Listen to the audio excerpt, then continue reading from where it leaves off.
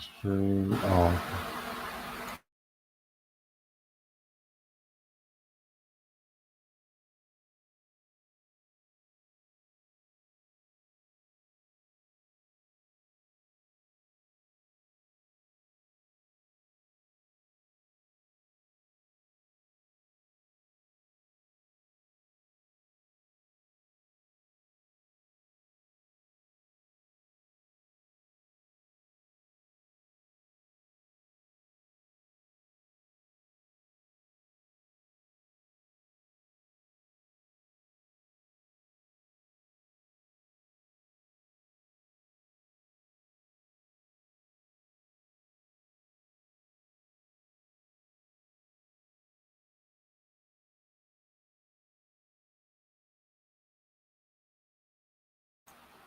yo, Shalom family. Just want to get everything set up, and then we'll be right with you. We'll be right with you. Thank you for your patience.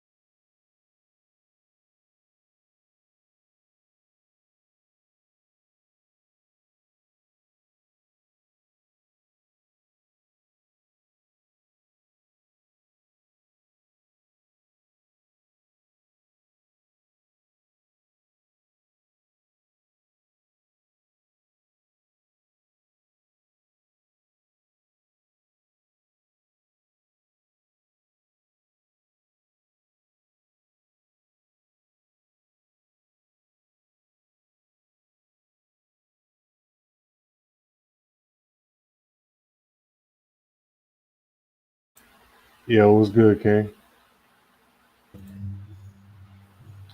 Hey, hey, yo, Shalom. Yo, Shalom, King. Shalom. Yeah, we just wait. We just waiting for the rest of the brothers to come on. I'm the admin today, so I just got a little bit of technical difficulties. I got to add the brothers to the stream. I'm just looking at them like, Mm. okay, can you see us? But we'll get right with you. We'll get right with you. Shalom, everybody, and the water for your patience.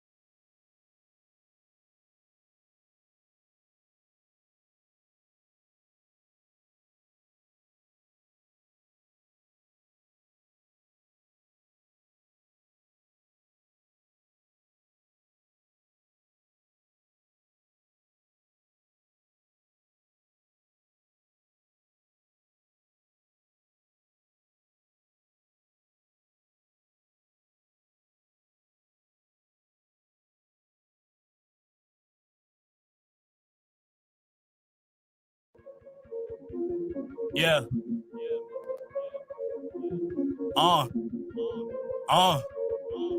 Look.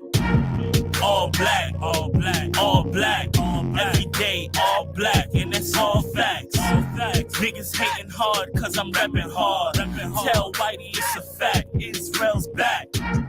All black, all black, all black, all black. Every day, all black, and that's all facts. Niggas hating hard, cause I'm rapping hard. Tell Whitey it's a fact, Israel's back. Every day I'm out here rapping, niggas think I'm setting. Only way that I'm here setting is my way to heaven. Had to clean out all my sins, throw away that leaven. Now I'm feeling all complete like the number 7. Try to feed us pagan lies like we eating pies. They wanna see our whole demise, shit we gotta rise. We ain't got a lot of time, even mortified. Niggas just trying to get high, live a life of lies.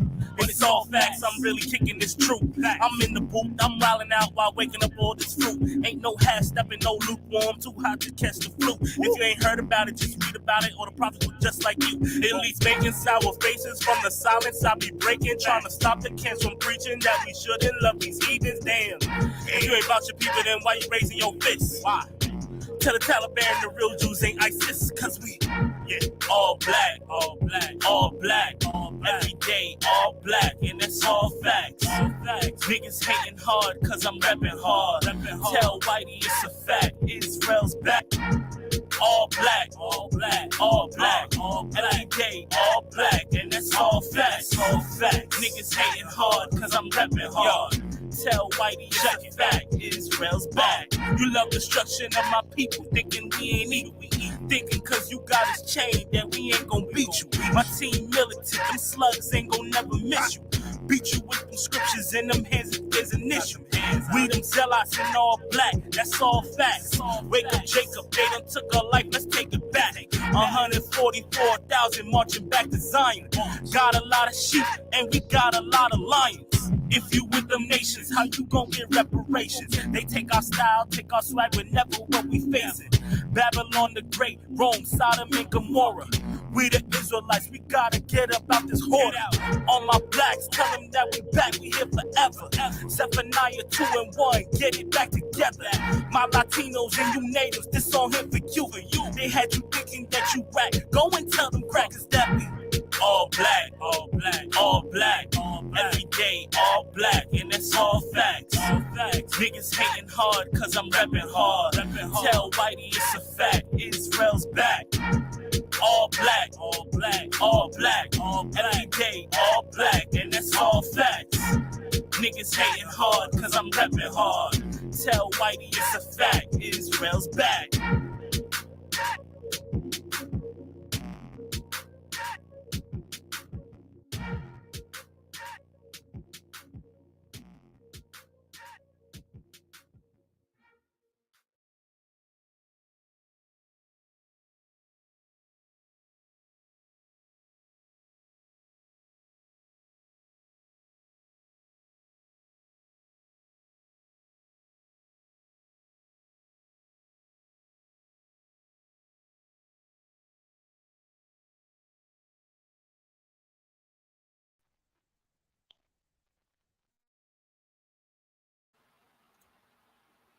Yo, shalom, shalom.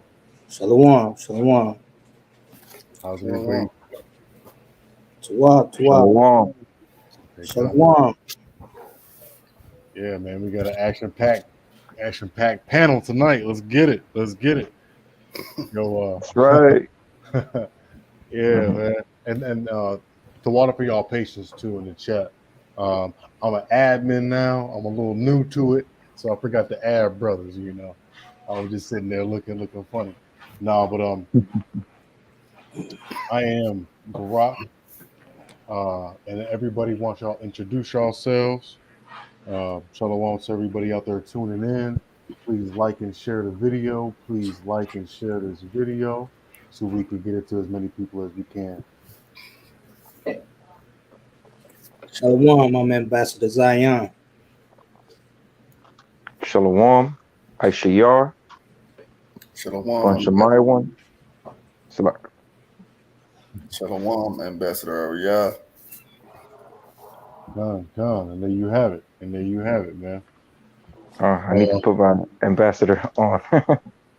Hey, man, we haven't had 4 people in a minute on a Friday, so it's gonna be lit. Now, I do have a lot of videos. I got not a lot. I got 3 videos uh, that I'm gonna timestamp and move through 'em.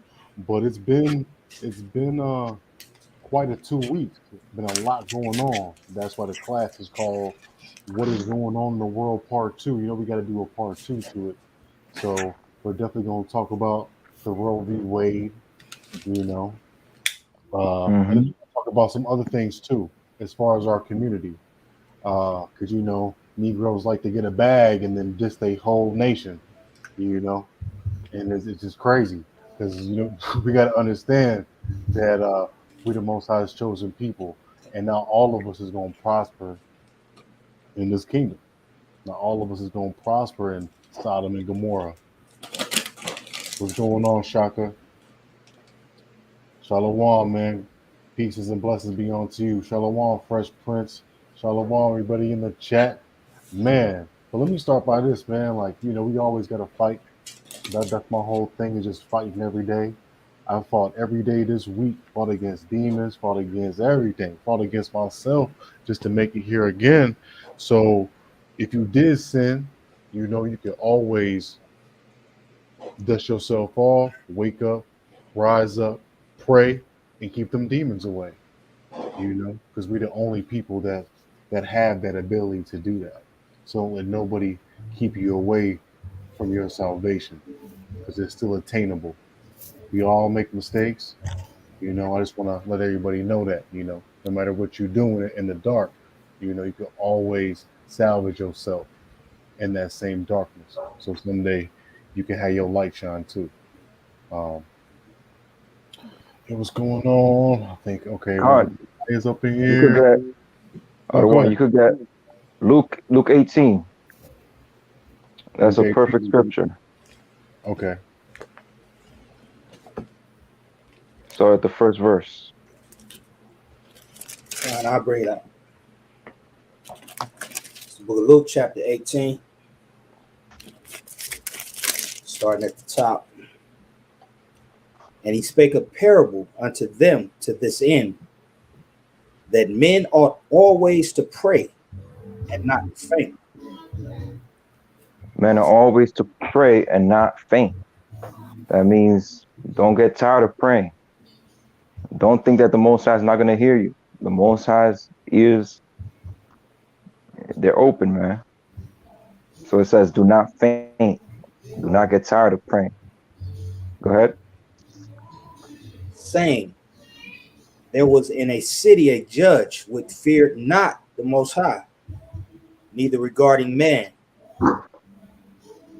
And there was a widow in that city, and she came unto him, saying, avenge me of mine adversary. Hmm. And he So would not she for a while. Oh, slap. gone. So this widow was being vexed by an adversary over and over, and she went to the king who didn't fear man, who didn't fear God, meaning he didn't, you know, he only considered himself as the supreme authority. Go ahead. Verse 4. And he would not for a while, but afterward he said within himself, though I fear not the Most High, nor regard man, yet because this widow troubleth me, I will avenge her, lest You by see, so continual coming she weary me. right. So this widow would keep going to this king and begging and kept going with her problem, telling him about it to the moment that he couldn't take it no more. He was wearied. Go ahead. Verse 5. Salah, verse 6. And the Most High said, hear what the unjust judge saith, and shall not the Most High avenge his own elect? Mm. You see that? So no matter what, you gotta keep going to the Most High with your problems. No matter what. It means don't get tired. Just keep begging. That's right. Come. I know that sometimes, when I break a law, when I sin, especially beforehand, I just didn't have enough courage to go up to him because I know he sees everything I'm doing. So Con. I can't lie to him. Because no, Mm-hmm. his eyes are as bright as the sun 1,000 times. That's right. So he's everything. So knowing that he do, you definitely want to humble yourself, you know, because there's a lot of evil men in this world, man. It's gonna keep on getting that way, and it's just amazing, man, what's going on right now. It is an incredible time to be alive, to be Mm-hmm. alive, but man, oh man. But anyway, yeah. So this Roe v. Wade thing, okay. So there's a couple of things about this, right? I know y'all probably heard about it on the Facebook. Listen, I was kind of hot when I was really mad. Okay, like Sunday and everything with all the comments that I was hearing our people making. It wasn't that bad. I know the brothers kind of stayed a little quiet. The sisters were more boisterous, obviously, because it's their issue. Um, but at least we get to talk about family again. We get to revisit that again because it's been nonstop getting the bag.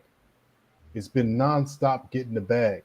And you see how they pulled this away in some states. I know the brothers aren't like in Ohio, that's about to be basically almost done.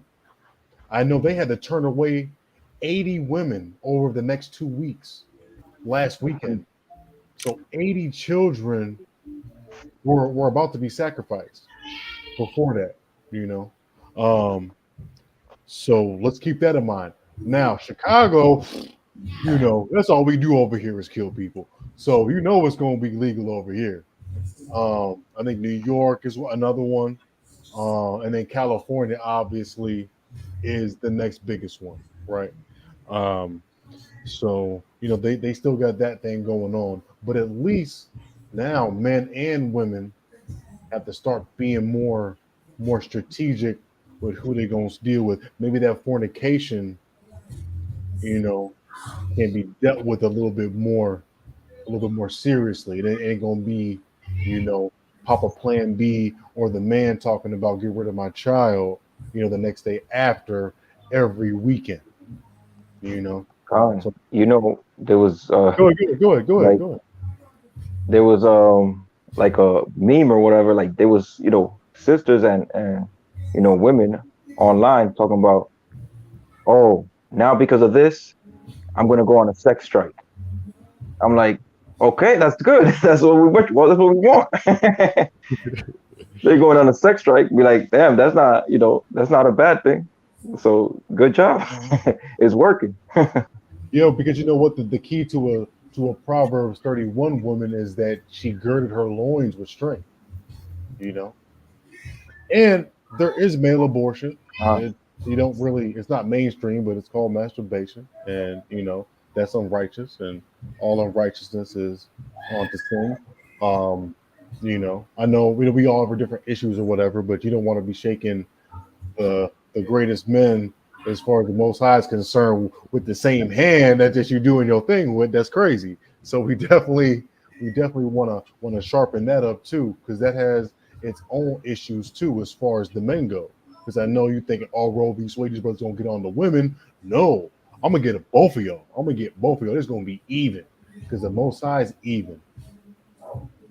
Oh yeah. So what did she say? Wonder Woman going to start arresting women trying to have illegal abortions. All praises. And honestly, I was going to say this with more violence on Sunday if I did a class, but whoever is condoning to kill a life first, just like Hannah had a tough time, and Hannah was a good woman too. She didn't do nothing wrong. She really wanted to have them babies. She really wanted to have babies, man. And the Most High actually had her womb closed. She had to pray to get those children. She had to pray to get Samuel, which was the first judge of Israel. She had to pray to get him. And then she let him go as almost like a sacrifice, and that's what we had celebrated first fruits on too as well.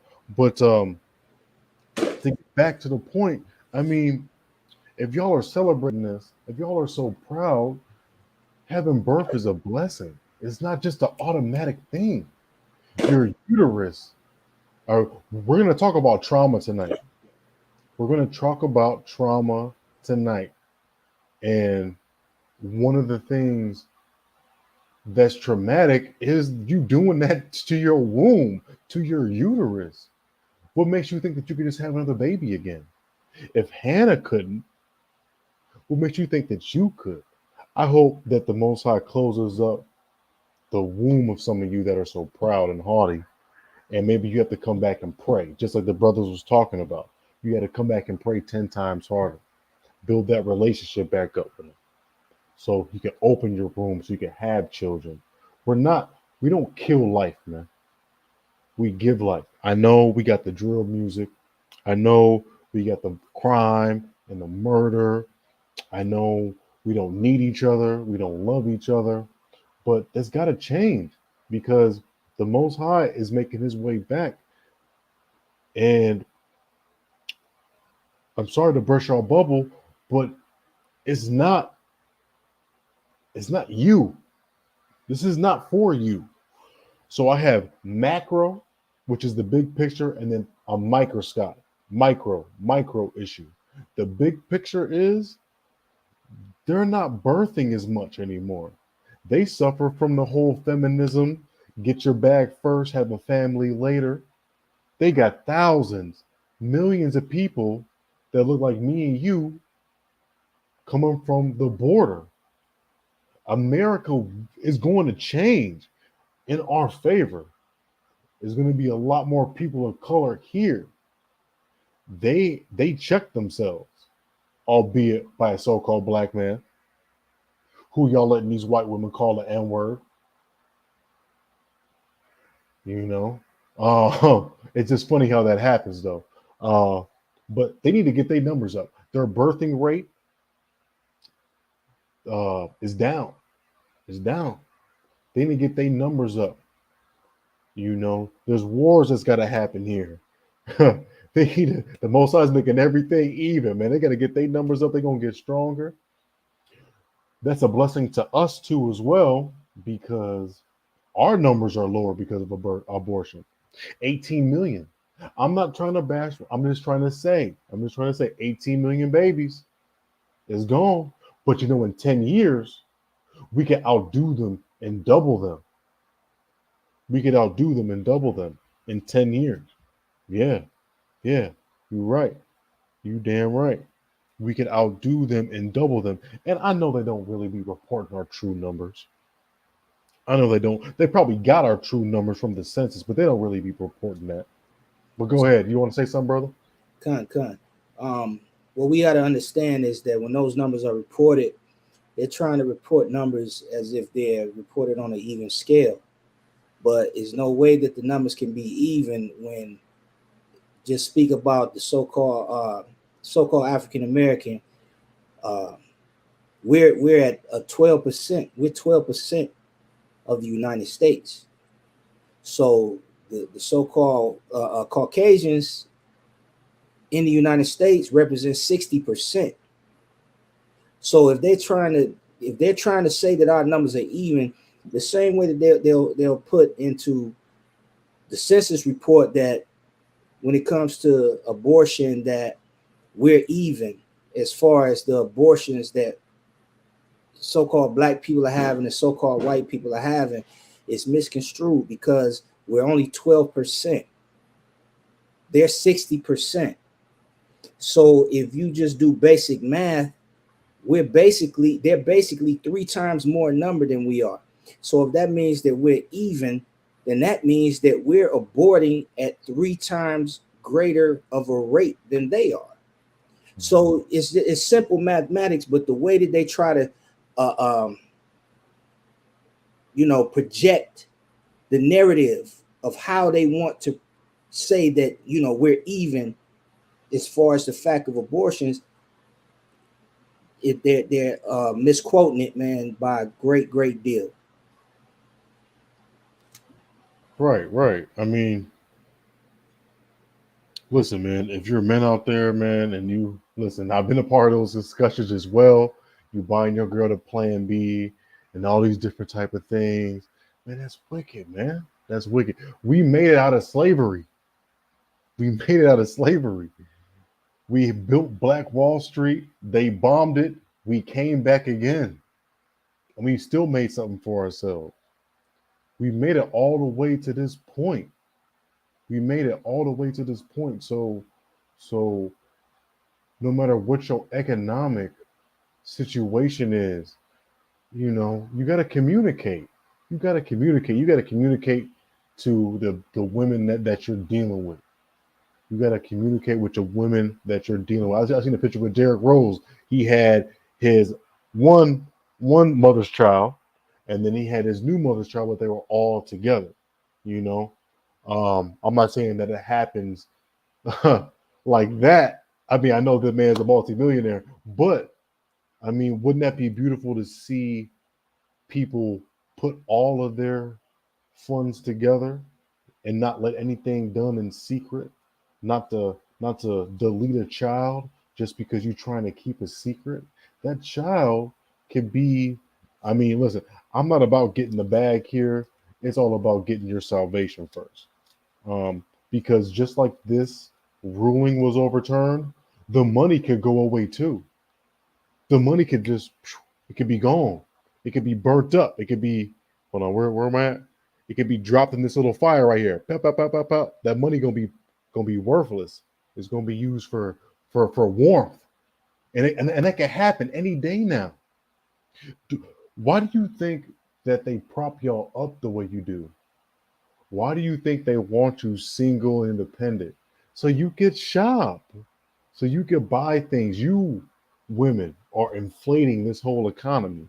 You're keeping this thing running, really. So what happens when we're all married and happy? We're gonna shop less.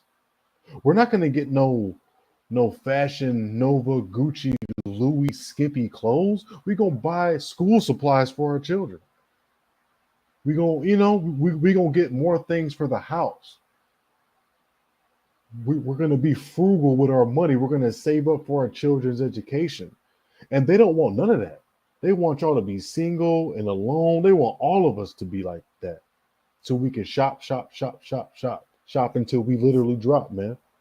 Shop until we literally drop. So let's get back into it. So that's the macro thing. The micro thing is what I see from the sister sometimes is like, it's my body and it's my choice. And it's not really your body. You didn't make yourself, and this is a halfway thing. The seeds gotta go to in your womb, don't it? I gotta inseminate you. So it's not just your baby. Or it's only when it's out the womb, now it's mine and you want child support. So come on, we can't be doing that, man. We can't be so petty and we can't be so greedy, And that thing disappointed me, man. And that thing really disappointed me, man. I didn't like some of the responses that I seen online, because we're supposed to build up a nation, a strong nation. And then I'm going to share my screen and everything just to show y'all some little pictures. I'm going to be doing this a lot, so just a lot.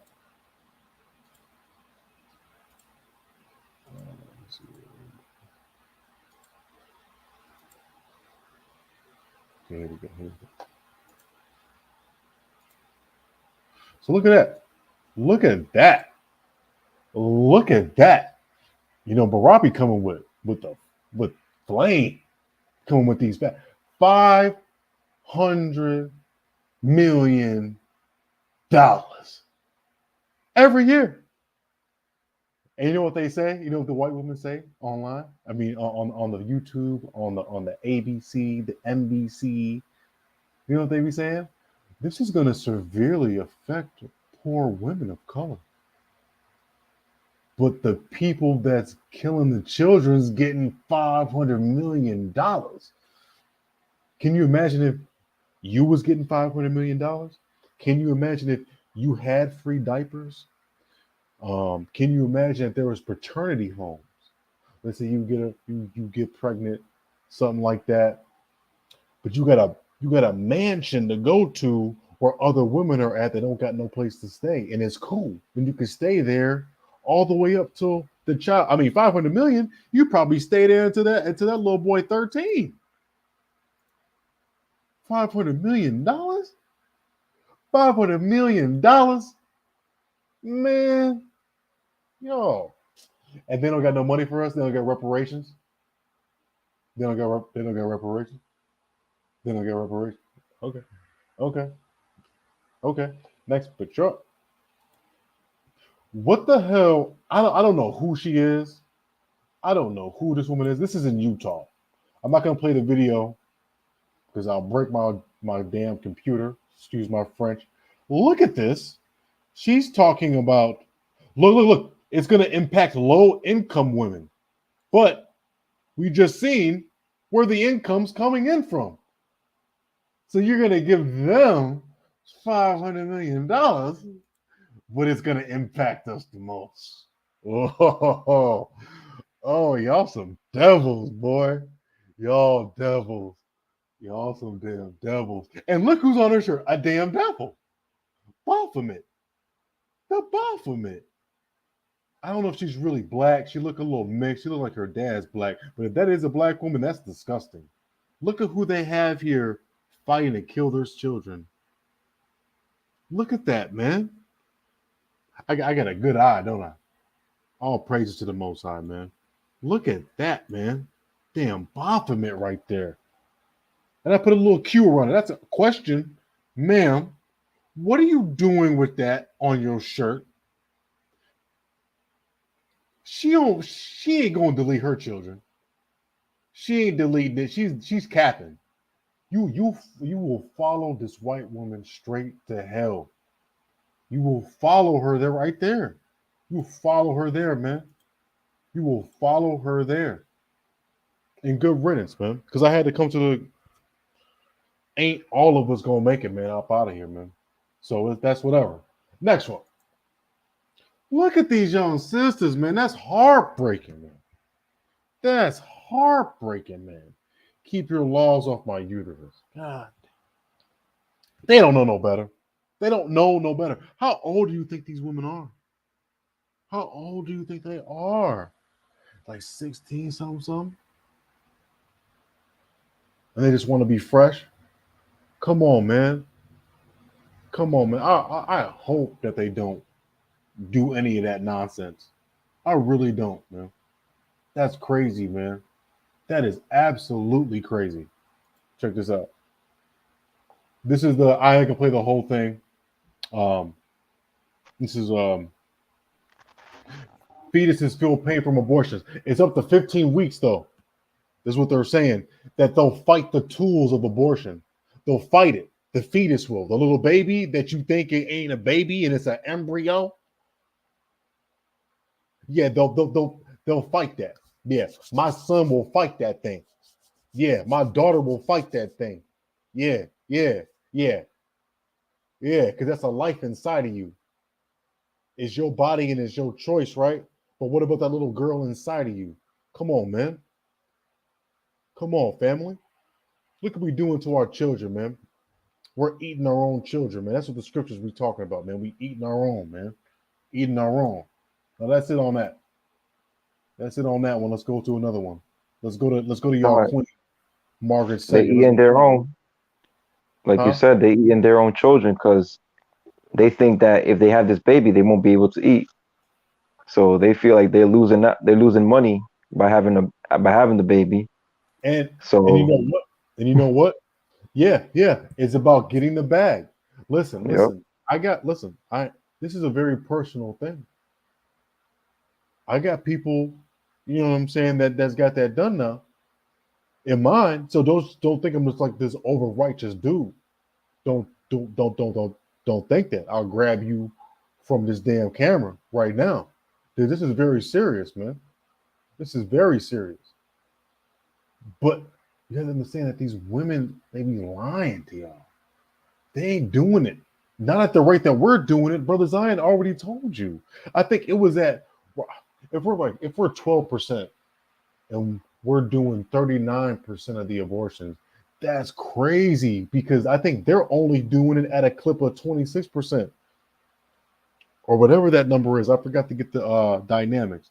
Let's go back to the trap. Back to the chat. What up, Eli? What up, Amaya? Always good to see you, sister, from Cali. That's good. So like you about last week, we'll be back on track. I know Brother Yabatazar, he's still in the plantation. It's the kingdom that we living in, brother. We all good. We got your back. And we locked and loaded, man. We got 4 brilliant brothers of the Most High all with us. He said, Wonder Woman said it's only 1% ours and 99% of y'all's. Yeah, because that's my line. That's my line. Those are really my kids. That's why you want to do these messed up games, because it ain't really yours, though. It's really mine, because they be coming out looking like me. Initially, some of them do. Some of them be looking like y'all, though. But those are our children. But listen. But they're ours, man. They're ours. Can't they be ours? Man, the scriptures say that, man, this white man spoiled y'all with just gifts. And you can't really give a woman really nice gifts. She's just gonna want another one and another one and another one and another one and another one. So y'all spoiled. It'll make y'all spoiled. So this country, they made y'all spoiled. And what happens when the money goes away? Then what? So let's go on. I got a little bit more. Let's get into some scriptures. I'm going to share my screen again. Let's see here.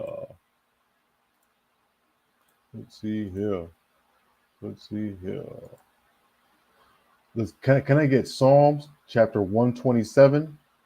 You could read 3 through 5, whoever wants to get it. And then I'll share my screen and everything so they can follow along. Book of Psalms, chapter 127. What did you want to start out of one? Verse 3, and then you can go down and finish it off. Another one. Book of Psalms, chapter 127, starting at verse 3. Lo, children are an heritage of the Most High, and the fruit of the womb is his reward. As arrows are in the hand of a mighty man, so are children of the youth. Verse 5. Happy is the man that hath his quiver full of them. They shall not be ashamed, but they shall speak with the enemies in the gate. Con. So, and I'm so lucky. I'm doing a lot. But so children are a heritage, man. They're a blessing. What are we doing to the children? Why are the men telling, hey, my baby mommy gonna, get that plan B, girl? Nah, man. Nah, brother. They're a blessing. They're a blessing unto the Most High. That's your reward. That's one of your greatest gifts. That's one of your greatest gifts. So can you imagine LeBron James just chopping his legs off? One of his greatest gifts is being able to jump. Can you imagine Usain Bolt chopping his legs off? One of his greatest gifts is being able to run.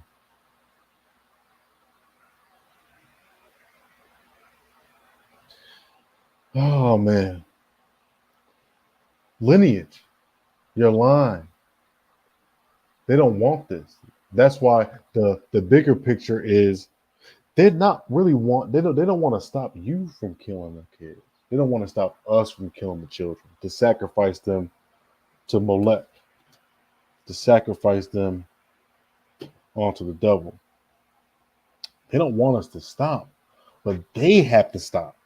because they have to get their numbers up. They got to gut check themselves. Yo, Shalom, Ephraim, Shalom, Tribe of Simeon. No doubt, no doubt, no doubt. We got the DR in the house. Hey, is she our little Simeon night? You know what I'm saying? No, but yeah, man. So the arrows, right? Verse 4. Can you read that verse 4 again, Salak? Khan out of one. This is the book of Psalms, chapter 127 and verse 4.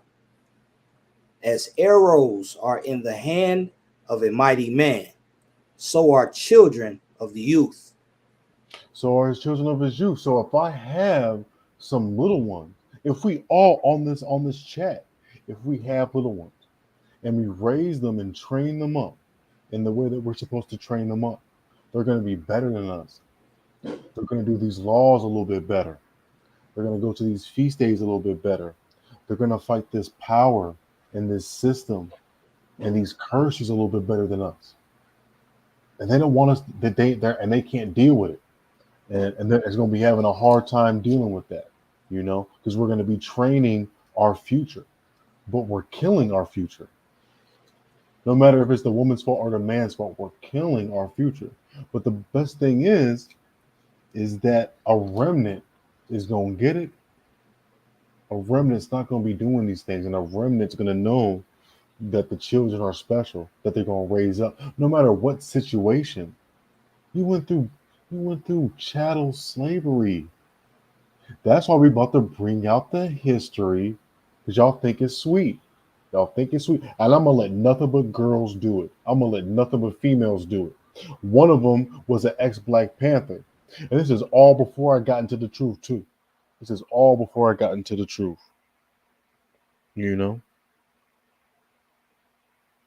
I had this one female. Eve 2.0 Facebook. No, I had this one female, this one sister, man. She was like, I was like, so why do we gotta pay child support then? And she was like, well, it's outside the womb. It ain't unborn then. It's unborn when it's inside, but when it's outside, I'm taxing you. I'm like, man, that's wicked as hell. And she must have said, I got 2 children. Like, what is up? What is up with y'all with children saying that you would willfully abort a child if you didn't deem it necessary? Like, that's wicked as hell. That's wicked. It's like, go ahead. It's like a location makes you less human, being in a certain location. Like if you're inside a womb, that means you're less human than being outside. So 1 minute, you're inside a womb, then 2 minutes later you're born, and now it's different. It makes no sense. No, and you know what? They have the late term where the baby's already out and they still kill them. But we already know they're getting their stem cells. They getting what they need. They getting their organs because they sick. Yep. Sick people. And they need all those things. They need the blood. They need the organs. They need the stem cells. They need all the things. They're deficient. They are not a superior people. And they're capitalizing on us. They're capitalizing on our people being so crazy about this mammon. And we're going to break down Thomas Jefferson. We're going to break that thing down too tonight. Go ahead, Brother Zion. Well, what I wanted to just bring into the just to let me back off the brothers, man, is like as Ashiar, he said, does it make you less of a human being because you're still in the womb? I would say no, because during domestic violence disputes where there were women that were pregnant that were killed, that would be a double homicide. Or even if the mother did not die and the child was injured to the point where it was aborted, you would still go under the classification of being tried under manslaughter. So it most definitely, that fetus most definitely is a human. But they try to play these little games. Give me Ecclesiastes 1:9. Somebody bring Ecclesiastes 1:9 out. Because the thing about it is that our enemy, man, they are very, very cunning, man. They plan things out centuries in advance. They will put things into play today in order for it to come into fruition 50 years down the line, 100 years down the line. So read that for me, Adawan.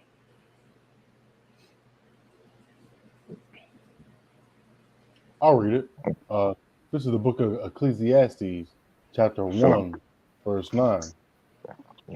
The thing that hath been, it is that which shall be, and that which is done is that which shall be done, and there is no new thing under the sun. So just in layman's terms, this is saying that history repeats itself. There's no new thing under the sun. Everything just goes in a rotation. Everything goes in a rotation. You know, give me Exodus 1. Go to Exodus 1 real quick. Because when they put these laws into play, it was because at that particular time, as you brought out, our numbers were exceeding them greatly. Within the childbirth and our communities being replenished, we were given the gift to multiply. You know, regardless of whatever circumstances that we're dealing with. You know, we are number one in every chronic illness on the planet, but yet and still we're producing at an enormous rate. They put HIV in our communities, we're still reproducing at an enormous rate. They put drugs in our community, heroin, crack, fentanyl. All of these things are in our community. We're still reproducing at an enormous rate. They haven't been able to slow us down because this is a blessing that the Most High gave to his children. Read that for me. I don't want to read. Start right there, verse 7. Read from 7 to 10. Whoever want to get that, y'all can go ahead. Exodus 1, verse 7. And the children of Israel were fruitful and increased abundantly and multiplied and waxed exceeding mighty, and the land was filled with them. That's the same reason why what's that devil name? What's Shesaw's name that Hillary Clinton was using a lot of her own speeches, and that's when she was Margaret Sanger, kind of the one. That's the reason why she came up with Planned Parenthood and things of that nature, because we were exceeding and multiplying greatly and mightily at the time. So what did Margaret Sanger say? She said that we were weeds that needed to be plucked up. That's what she said. Read verse 8. Right. And now there arose up a new king over Egypt, which knew not Joseph. So the same way we have these different politicians take place from time to time, they have their think tanks. And their think tanks, they come together and they say exactly what's said in Psalms 82. They consult with one another to try to make sure that the remembrance of the Israelites are no more. That's their whole purpose, in order for them to remain in power and to keep us in servitude. That's how all nations of the world will be blessed, by Abraham's children. Read on out of 1 verse 9. And he said unto his people, Behold, the people of the children of Israel are more and mightier than we. Come on, let us deal wisely with them, lest they multiply, and they come to pass that when there falleth out any war, they join also unto our enemies, and fight against us, and so get them up out of the land. That's very simple. There's no new thing under the sun. The same way that those think tanks were put together back then with Pharaoh, where he had his think tank, he say, hey, listen, we're going to have to deal with these people wisely. We're going to have to cut their multiplication off because they're multiplying at a great rate. We can't keep up with them. And so if we have to go to war against these people, they're going to destroy us. It's no new thing under the sun. Give me Matthew chapter 2 real quick. I don't want to name. I'm going to pass it back over to you. Come.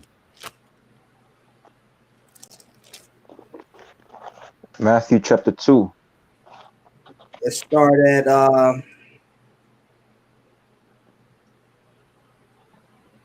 we'll start at verse 13. Verse 13. Matthew chapter 2, verse 13. And when they were departed, behold, the angel of the Lord appeareth to Joseph in a dream, saying, Arise, and take the young child and his mother, and flee into Egypt, and be thou there until I bring thee word. For Herod will seek the young child and destroy him, to destroy him. So it's the exact same thing that Margaret Sanger and Hillary Clinton and all these other Edomites were thinking, these other nations. They know the prophecies of this Bible. Whether they want to admit it or not, they want to continue to teach Christianity in order to dumb the masses down, but they know what the prophecy says. And they know that there's going to be someone that's going to rise up, someone that's going to rebel against them, someone that's going to lead the charge.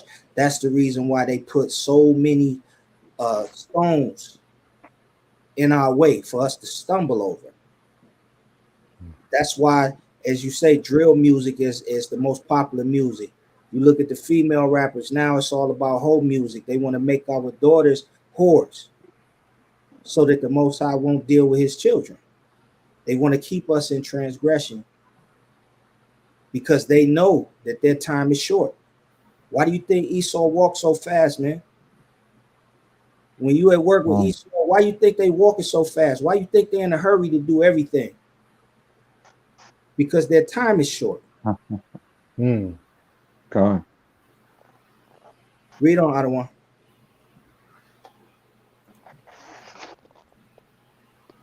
Verse 14. Then 14. God. When he arose, he took the young child and his mother by night and departed into Egypt, and was there until the death of Herod, that it might be fulfilled which was spoken by the Lord by the prophet, saying, Out of Egypt have I called my son. Then Herod, when he saw that he was mocked of the wise men, was exceeding wroth, and sent forth and slew all the children that were in Bethlehem, and in all the coasts thereof, from 2 years old and under, according to the time which he had diligently inquired of the wise men. So what is this? It's the exact same thing. They're killing off the youth. They're killing our babies because they know that we're going to rise up against them. When you read in Psalms 127, it says that just like a handful of arrows is the youth or our children. You know why? Because as we multiply, our army grows. Why do they always tell you, during war, if you killed the father, they would say, well, I got to kill the son because once he grows up, he's going to come back and avenge his father's death. And that's why I said in Psalms 127, how as many children as you can have is like a quiver full of arrows. Because if one comes and you fall, then he has another one of your sons to face, another one of your sons to face, another one of your sons to face. So eventually your enemy will be brought to naught. And I digress. I don't want to leave it right there. I'll turn it back over to you, Ken. No, that's beautiful. That's beautiful. That ties in everything. That ties in everything, because we forget, and the same thing with the whole Nat Turner thing. Same thing with the whole Tupac thing. We don't want another one of those. No. Actually, we don't want another one. Go ahead, King. there was actually an FBI file where they said it explicitly, like they were trying to prevent the rise of a black messiah, and is in the documents. You But know, you know what that means though? That means that they guilt tripping. hmm They they they guilt know tripping. that judgment is coming. Yeah. They know they And got judgment coming for them. right, right. And these three women that I'll show you shortly. Um, I know we almost about in an hour. Hopefully just bear with me, y'all. I know there's a lot, but I'll kind of fly through these last couple of things for Con, abortion, and then we'll move on to some of the history as far as the so-called white man practicing medicine on you and me. Uh, I think his name is J. Marion Sims. It's the glorified person too in medicine. Um, absolute demon too. Um, but anyway, let me move on to the next one.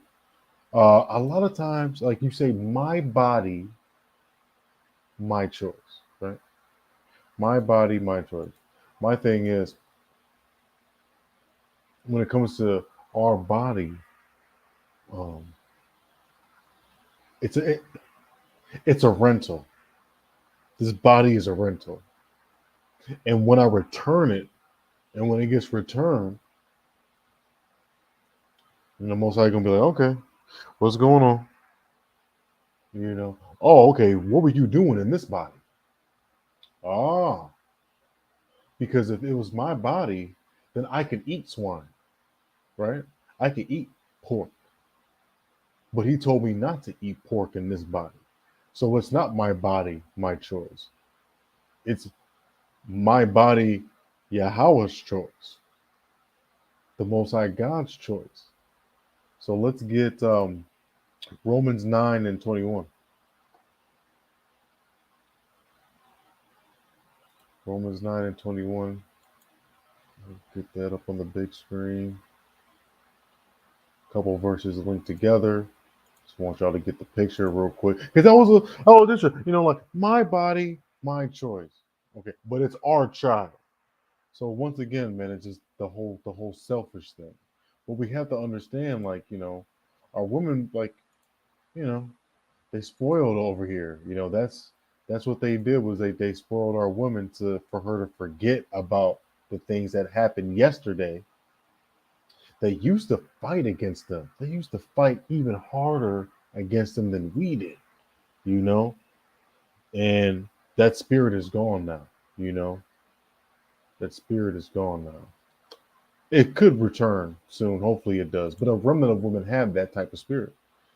Uh, let's get 21, 21, 21.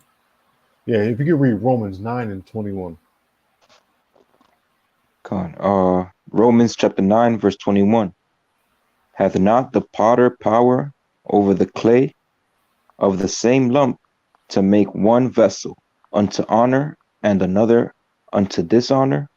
Right. So the white man is on to dishonor because he a fornicator. He's the one coming up with all this benign, insane things.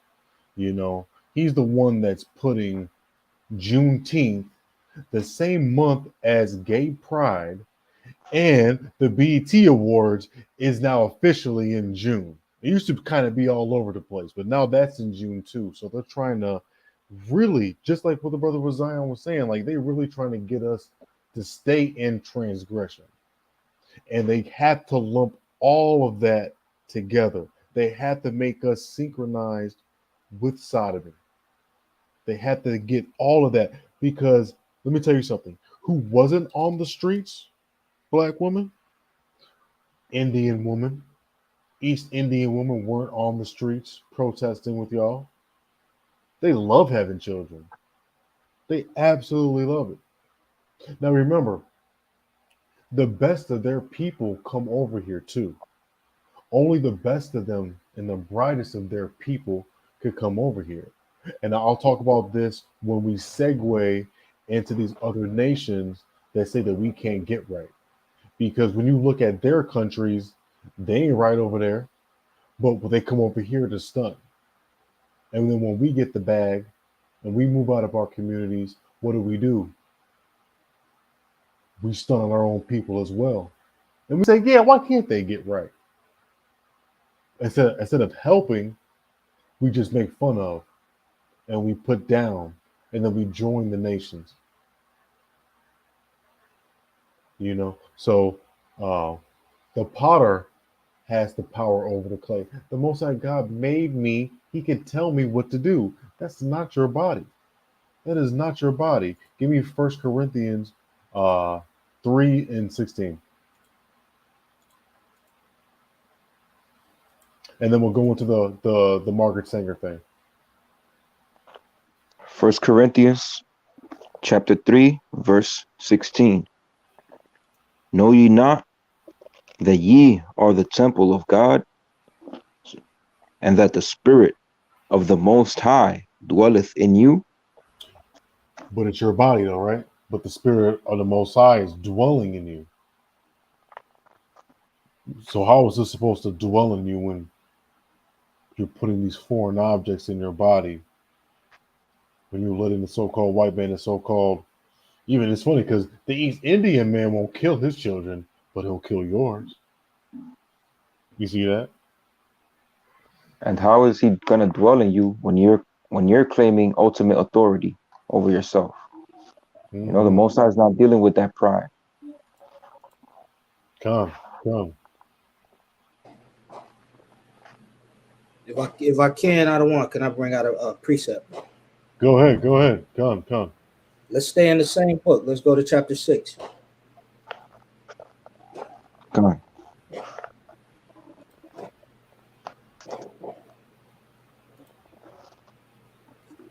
Give me chapter 6. I think I want verse 20. Let me see that. Yeah. Maybe 19. I don't know. Maybe 18 to 20. Come. Read that. Go ahead, somebody. 1 Corinthians chapter 6, verse 18. Flee fornication. Every sin that a man doeth is without the body, but he that committeth fornication sinneth against his own body. What? Know ye not that your body is the temple of the Holy Spirit, which is in you, which ye have of the Most High, and ye are not your own? Read that part one more time, that last part. What? What? Know ye not that your body is the temple of the Holy Spirit, which is in you, which ye have of the Most High, and ye are not your own? So just to land back off of what the brother Barak was saying, our bodies do not belong to us. We are not our own. We did not create ourselves. We belong to the Most High. Read verse 20. For ye are bought. For ye are bought with a price. Therefore, glorify the Most High in your body and in your spirit, which are the Most High's. So what is this saying? It's saying that we were bought with a high price. What does that mean? Anybody in the chat? Do you have any? Do you understand what this is saying? Saying that we were bought with a price, because the Most High, when He chose us, there was a series of things that we went through as a nation of people. And when we was in chapter 18, verse 18, it says for us to flee fornication. Fornication, you can have the carnal fornication, and you can also have the spiritual fornication. And we partake in all of the above. We were committing all type of whoredoms around all these other nations. And with us doing that and breaking the covenant, it meant what? It meant that we were going to be in servitude of these other gods and these other nations. So bought with a price. The Most High bought us with a price because we were given over to these other nations, not for our own destruction, as He said, but just for us to learn from the oppression that we were going to face amongst these nations. We'll give it a second. Anybody know what it means that we were bought with a price? Gone. And then just take a moment. Yeah, when Dewana said another friend had 7 abortions, one was turned away and she went on the 8th. That's wicked. What she had to say? Man, hear the baby before they threw him in a bucket of acid.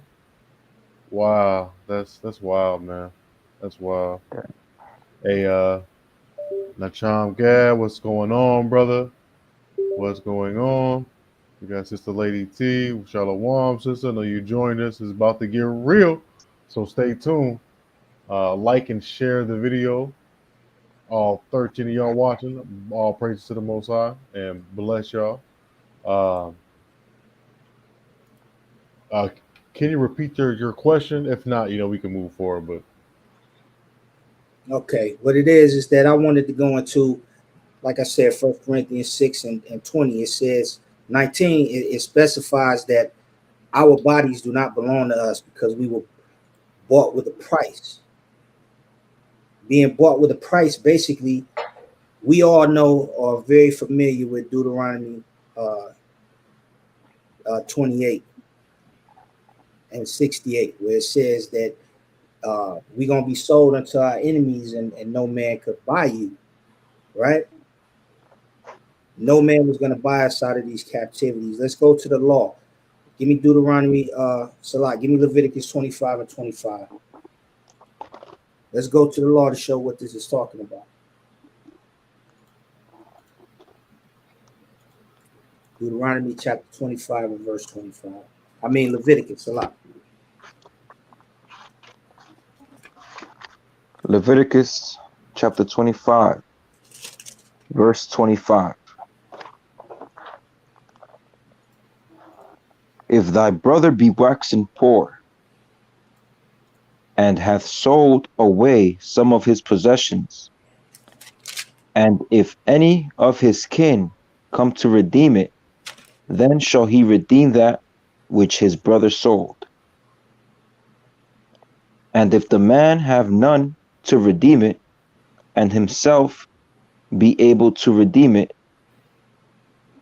then let him count the years of the sale thereof, and restore the overplus unto the man to whom he sold it, that he may return unto his possession. So this is the law right here, Leviticus 25, of how you could buy your brothers out of slavery or out of servitude or out of oppression. Because if he ends up waxing poor and then he ends up having to sell himself into servitude, then you could come and you do the math on the interest that your brother owes, and then you could pay that price. So you buy your brother out of servitude. So the Most High said that we were bought with a price because we were sold into servitude by our transgression. Go to Isaiah 43.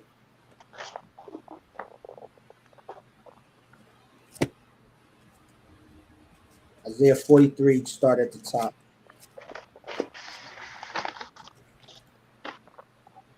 Isaiah chapter 43, verse 1. But now, thus saith the Lord that created thee, O Jacob, and he that formed thee, O Israel, fear not, for I have redeemed thee. I have called thee by thy name. Thou art mine. Start right there. So the Most High said that he redeemed Jacob because we were sold unto these idols. We had to serve wood and stone. All praises. You see that? For us following these other nations, we were sold into servitude because we had to look to these other nations for everything that we need. In hunger and in thirst, so on and so forth. We all know the scripture, Deuteronomy chapter 28, verse 68. So the Most High, he redeemed us. So we were bought with a price. Therefore, we belong to him. We have a debt to pay off to the Most High. That's why our bodies don't belong to us. So for those who feel like you have a personal relationship with God, yes, you do. Right now, you're his servant. We have a debt to work off. Come. So our bodies are not our bodies. We were bought with a price. We belong to the Most High Power. Hmm. Matter of fact, in the future, Mashiach Yahushua, he's going to give us to him. As our Con. position right now is servants.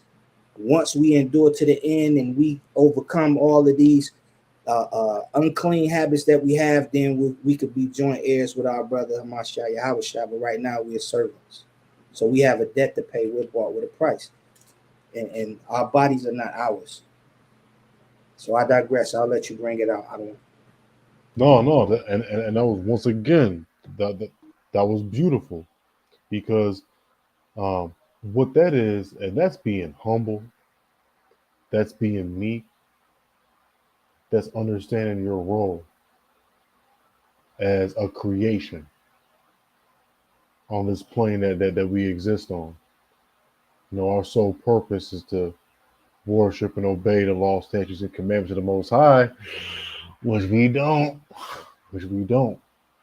But you know, I hopefully sisters don't use that line. That is a wicked line to use. That is the Edomite woman, the so-called white woman's line. Um, you know, and she ain't nobody. Don't follow her to hell because she's leading you right there. Don't be like those young sisters that I shown that just out there just to be out there. All women shouldn't stick together. Black women should stick together, but black women need to stick together with their black men too, because that's what we had in the '60s, and then it kind of fell off after that. But before then, we was even stronger. So we weren't doing all of this beforehand. So this is a new learned behavior. A gift destroys the heart, and because Satan has let you exalt yourself in his kingdom, you know, you're running around spoiled and entitled. Our men are just thoroughly destroyed. You know, we're killing each other at a clip, man. So don't think it's all about women though. Like we've been done with. That's why they're on to you. That's why they're on to you, because they're finished with us. The Joe Biden, the crime bill, 2 million in jail. You understand? And we're gonna get into that too. I mean, let me rush along. Let me rush along real quick. Let me show y'all who's the face of Planned Parenthood. I'm gonna just copy and paste things. Salakia. Who's the face? Who's the face of Planned Parenthood? Who is that? Is that Alexis McGill Johnson, the new president and CEO? Oh, don't you love it? Don't you love it? They can't have a white woman on there. They couldn't. They wouldn't dare. It's got to be you. They're using you. Don't be foolish. Yeah, she's got money and everything, but for what? For what? Don't be simple. Just because you could buy bags and these Birkins and these designers that don't even like you. They want you dead. They want your children dead.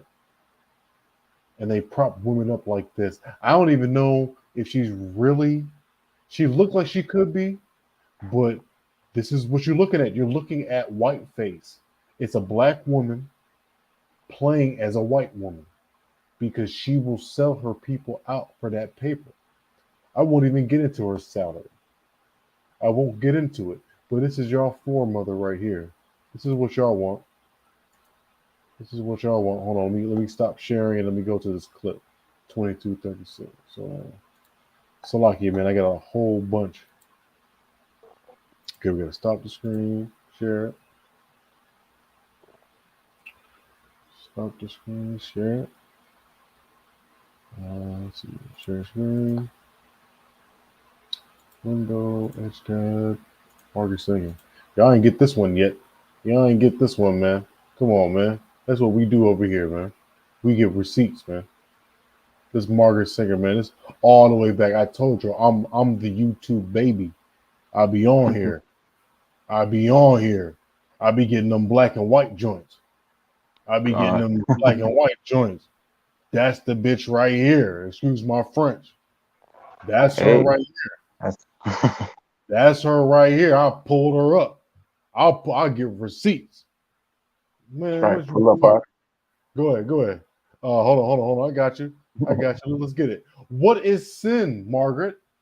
Tell me what sin is. And believe in committing sin. Do you believe there is such a thing as sin?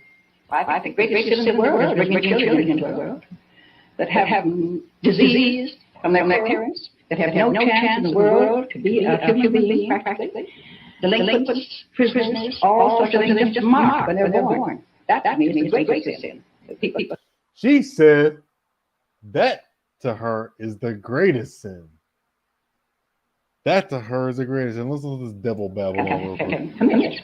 But sin in the ordinary sense that we regard it, do you believe or do you not believe? Do you believe that infidelity You is got an echo out of one. Well, I'm not going to specify what I think the sin. I state what I think is the worst sin. Yes, but then you asked me to say what, and I said what, and you refused to answer me? I don't know about infidelity. It has many personalities to it. What personal belief is. You can't, I couldn't generalize any of those things as being sin. Murder is a sin. Well, I think murder is a terrible act. She said she'd even go as hard as murderers. I don't want. There's an echo on it. You couldn't hear it. There was an echo on it. Yeah. Hold on. I'm not sure if this will work, but you may have to mute your microphone while the video is playing to see if it lights echo. I don't know. Okay. Just a moment, Mrs. Sanger. I'd like to ask you about another social problem here in the United States, divorce. When I say believe, I don't mean to believe in committing sin. Do you believe there is such a thing as sin? I think the greatest sin in the world is bringing children into the world that have disease from their parents, that have no chance in the world to be a human being, practically. Delinquents, prisoners, all sorts of things just marked when they're born. That, to me, is the greatest sin that people can commit. But sin in the ordinary sense that we regard it, do you believe or do you not believe? Well, what would they be? Do you believe that infidelity is a sin? Well, I'm not going to specify what I think is sin. I've stated what I think is the worst sin.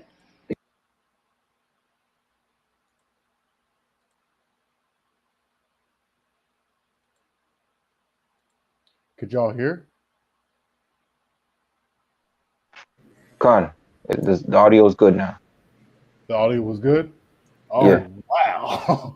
Okay. It's going to be a little difficult. Hey, but I time-stamped it. So in the spirit, I'm going to get it. But hold on 1 second. I got the brother Yerbatazar in here, the king of the chat. He's going to make his debut up in here. Just let me get him in here real fast too. And then we're going to move on.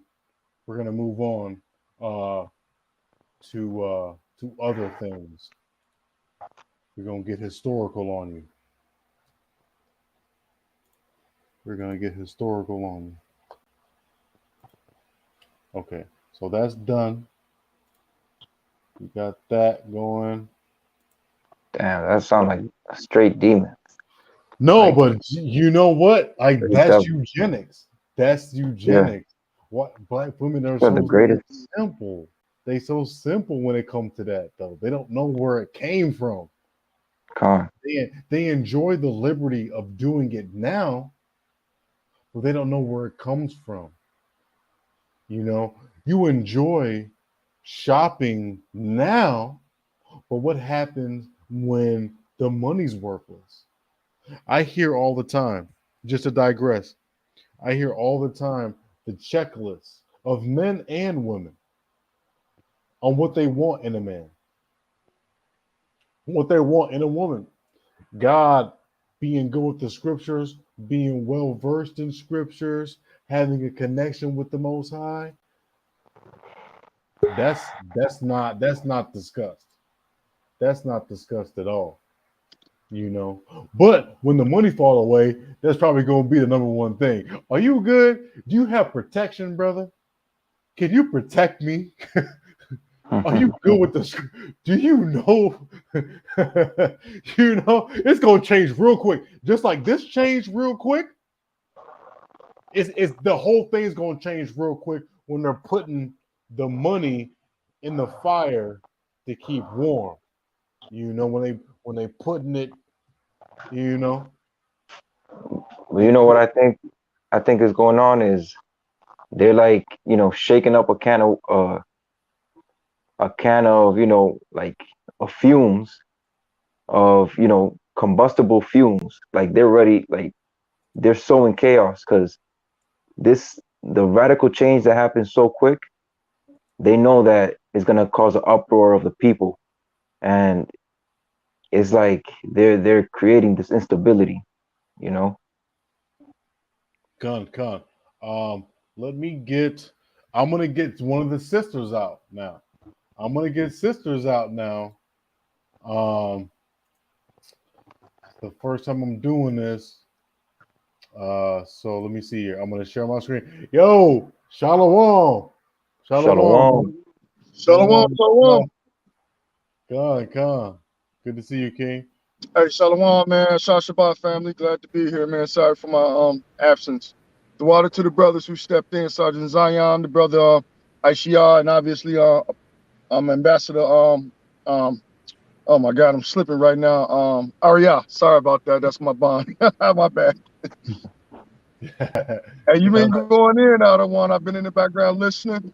Hey man, you put some hot stuff out there, man, and I really pray and hope that our people, especially our women, really take hold of this lesson, because one of the things I was going to talk about when we were talking about this class earlier in the week. Can somebody grab it for me real quick out of Exodus? I think when they wanted to kill all the Hebrew sons, the male sons, because one of the things, when I was talking about and we are discussing this is the same thing that happened then. Like Sergeant Zion said, they're like 60% of the population. So when I kind of ran that numbers, it's like a 5-to-1 ratio of them to us. So the same way that they wanted to kill our male sons in Egypt, it's the same reason that they're doing right now. Like I dropped in the comments, and I know you spoke on her, that Margaret Sanger said that black babies are like weeds and they should be exterminated. And if we remember anything about slavery, about what the white man was doing to our women when they was coming up with what they call, I guess, there's gynecology and all of that, how they were cutting our women open, without any type of pain medicine and all that, and doing all these crazy experiments on them to learn about the inner workings of our bodies and things like that. So when our women are running and getting these abortions, they're running back to Dr. Strange and Dr. Murder that had no love for them during slavery, and it's the same thing now. So whoever got that scripture real quick, go ahead and bring it out, Adwan, and I won't be long. I'm gonna pass you the mic because y'all killing it right now. Exodus chapter 1. Go ahead. What verse? The one talking about when Pharaoh wanted the midwives to kill all the Hebrew sons. Okay. Exodus 1 verse 7. And the children of Israel were fruitful and increased abundantly and multiplied and waxed exceeding mighty, and the land was filled with them. Now there arose up a new king over Egypt, which knew not Joseph, and he said unto his people, behold, Salah, you were looking for the midwife scripture? Yeah, when they were talking, when Pharaoh put out the decree to kill all the Hebrew male sons, but let the daughters live. Con. And the children of Israel were fruitful and increased abundantly and multiplied and waxed exceeding mighty, and the land was filled with them.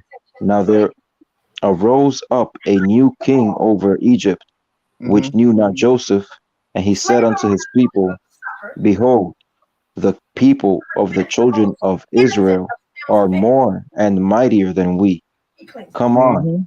let us deal wisely with them, lest they multiply, and it come to pass that when there falleth out any war, they join also unto our enemies, and fight against us, and so get them up out of the land. Mhm. The disorder causes leakage of Keep going. urine and feces into the Therefore, vagina, which made for a smelly there's an and Somebody's got, audio. yeah, existence. somebody's got noise in the background. I hear TV real loud. Okay, Thawada, they put it on mute.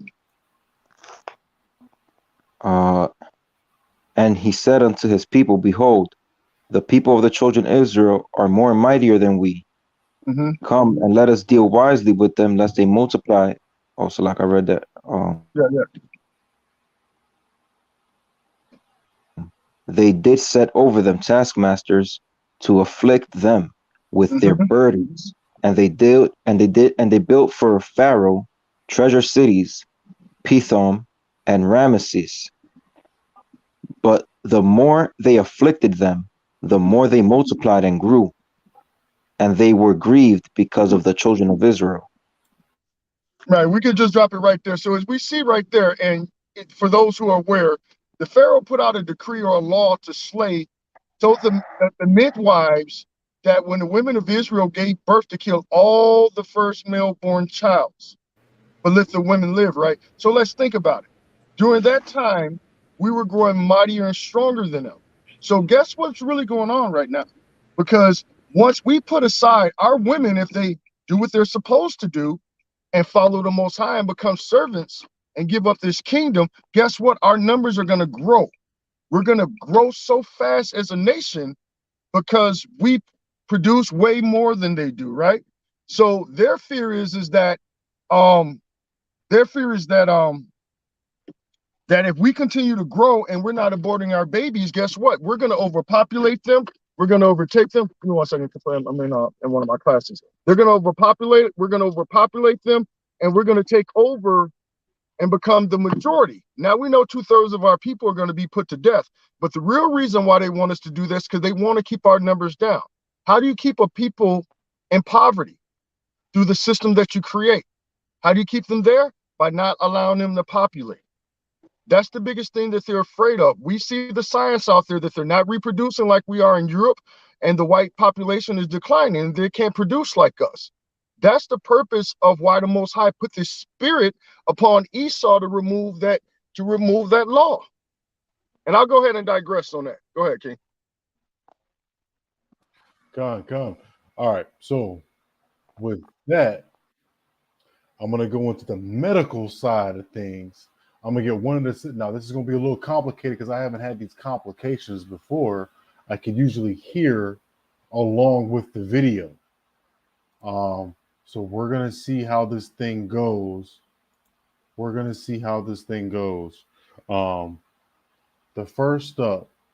first lady, she's got two parts.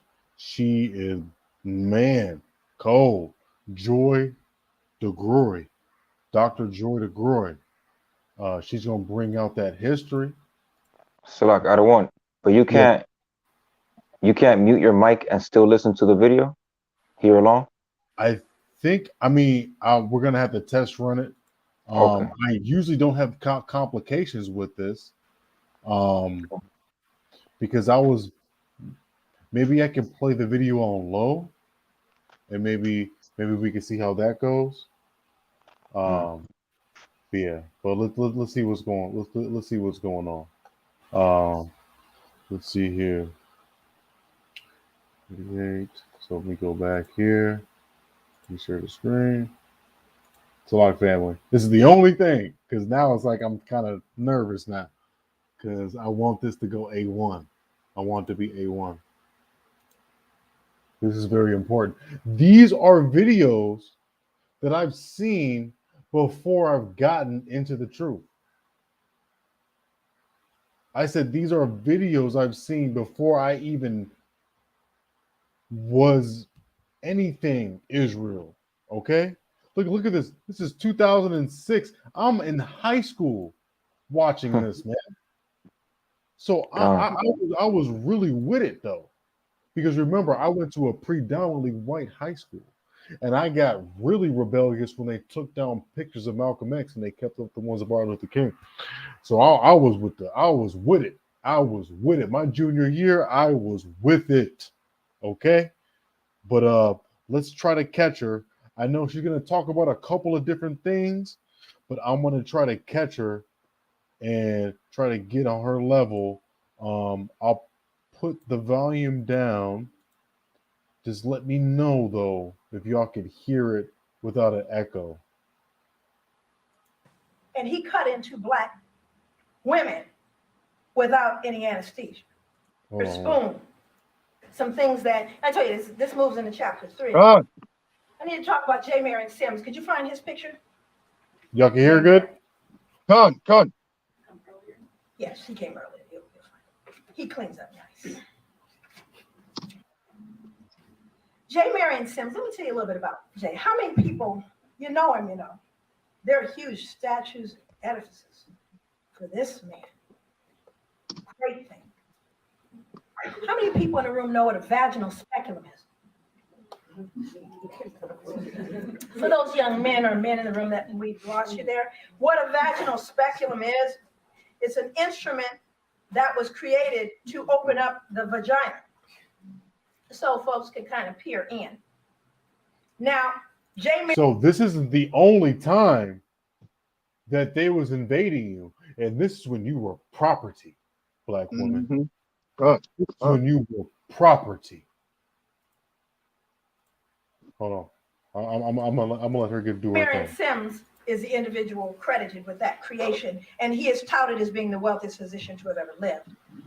J. Marion Sims was a physician in the mid-1800s, credited with the creation of the first vaginal speculum, which he made from a pewter spoon. Sims had built a makeshift hospital in his backyard where he conducted surgical experiments on unanesthetized African slave women. Sims reasoned that slave women were able to bear great pain because their race made them more durable, and thus they were well suited for painful medical experimentation. Oh, wow. So this is someone who took an oath to do no harm. And he cut into black women without any anesthesia. Now let me any anesthesia because you could take it. Right. Hey, I don't want. That's the spirit, bro. That's exactly what I was speaking on. So that was right on point, bro. All praise to the Most High, Yahweh Shah. And this is old videos that I got in the back, man. I don't got a lot, but this is definitely my trump card. But I'm gonna let it go on because I know this might Wonder Water. This might be your joint. It might be it. This might go on for 8 hours. We kind of get close with you around why this becomes very important. J. Marion Sims becomes very important because the first question I asked was, first of all, where do all the women come from? How did he get them? And what the problem was is it would be said that these women were not fit for duty by their slave masters. And here's why they weren't fit for duty. Many of the women suffered from what was called a fistula. An obstetric fistula is the breakdown of tissue in the vaginal wall, frequently as a result of childbirth, which affects the bladder and or the rectum. The disorder causes leakage of urine and feces into the vagina, which made for a smelly and humiliating existence for the women. However, this condition did not preclude these slave women from participating in their daily work on the plantation, such as picking cotton, house cleaning, cooking, etc. So what duty were the women then unfit for? The obvious answer is that while black slave women were required to do manual labor alongside their black male counterparts, one of their other inescapable duties was to sexually serve their slave masters. Their malodorous condition made them less sexually desirable, and thus they were unfit for duty. So you need to clean them up, Marion Sims, so we can do them. But what's more important about this is how we justify. Remember, in order to oppress or subjugate, you have to justify that behavior. But it wasn't only the women that suffered under his reign. Could you show the all, please? Slave women were not the only group to suffer. Black infants represent the most innocent of Sim's victims. Black infants suffered from what he termed trismus nascentium, now commonly referred to as neonatal tetanus. Tetanus originates in horse manure. The likely cause of the disease, enslaved infants, given their living condition and their proximity to animal stables. Sims attributed the condition to the indecency and intellectual flaws of the Black slaves, together with skull malformations at birth. Sims attempted to treat this malady by trying to pry the bones in the skulls of the tiny infants into alignment with a shoemaker's awl. I was careful to find one from the 1800s. Man, she's on point. Stop playing with me, man. He would stick that into the brain and the skulls of Black infants at birth in an effort to realign their skulls because of the indecency of their parents. He is worshipped in this medical world. Wow. She said he's worshipped. Guess what? Our women made that man their God. J. Marion Sims. But I was more curious about how a physician could do such a thing. And here's how you do it. You pathologize the people. Now, let me read what they said about Black women, because it gets real specific, Black women. Their first pathological symptom was their skin color. In a medical world that categorized life as either normal or pathological, people of the African diaspora were continually condemned to the category of pathological, their abnormal skin serving as a foil for normal white skin. Stay with me. The skin, if you see Black people, the problem is the skin itself is pathological because it's actually a foil over normal white skin. This is what medical journals suggested. Now we're going to find out how they named it. Medical tradition has a long history of perceiving this skin color as a form of pathology. The favorite theory, which reappears with some frequency in the early 19th century, is that the skin color and attendant physiognomy of the Black, here's the reason why y'all Black, is because of congenital leprosy. Stop the cap. Stop the cap. Look, get me Numbers 12 and 10. And then get me bring it out. 5 and 25. Can y'all hear me? Numbers 12 and 10. Con. And then Ariah, give me 2 Kings 5 and 25. We're going to deal with leprosy. We're going to deal with the leprosy. Numbers chapter 12. Mm-hmm. Con. Go ahead. Okay. Numbers chapter 12, verse 10. And the cloud departed from off the tabernacle, and behold, Miriam became leprous, white as snow. She became what? And white as snow. Mm. So what color And was Aaron, Miriam? What color was Miriam? But continue. She wasn't white, that's for sure.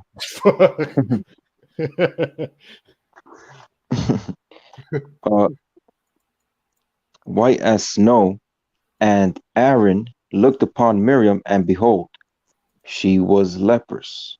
She was leprous. So she was white as snow, and she was leprous when she left the tabernacle. So listen, these walls are a little hollow. Might have to go a little bit quieter, but I don't care. I'm turning up for the Most High. We speak in power of the truth. Let these other nations hear it and let it smell like sulfur, because this country is going down.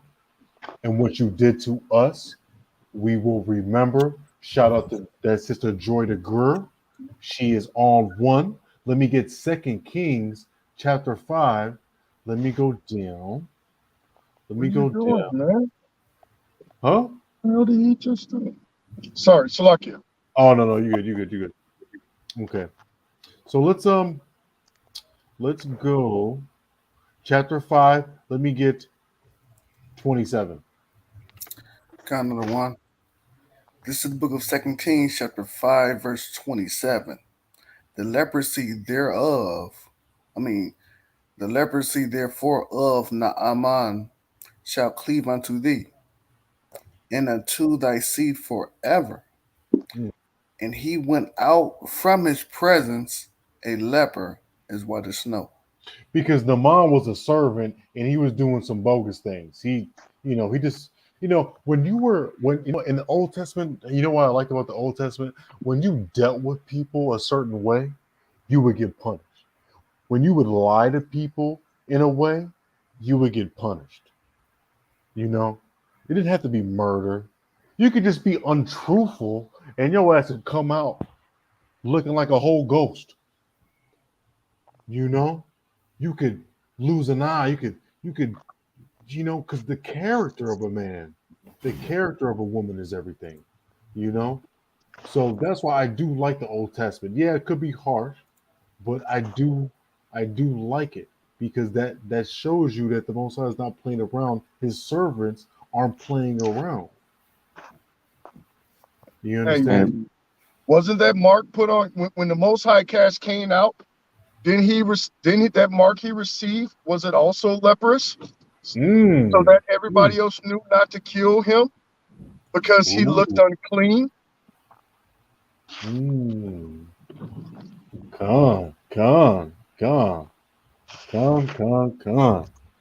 Let me go. Okay, let me do this because I got that. I got both of those, right? Let's go back over here. I got one more thing that she was gonna say in here, and then I'll move on to the next video. But she's on one. And that's the first queen I got for y'all. That's the first one. Sorry, Salak, y'all. And, I know. and don't remember. Go ahead. Y'all can talk. Don't forget. The New Testament. It got some of that spice in it too. Because in the Book of Acts, when they kind of withheld some of the money from putting into the church, what the Most High did, they were lying. They were like, "That's all I got." The Most High said, "Put the Spirit." It's incredulous, isn't it? On Peter, so he would like. We need to really take a He look. knew that they were lying, Chapter on rape. and they ended up getting put to death. Like the Most High just took the spirit from them. There were over. And this It was a man and his wife.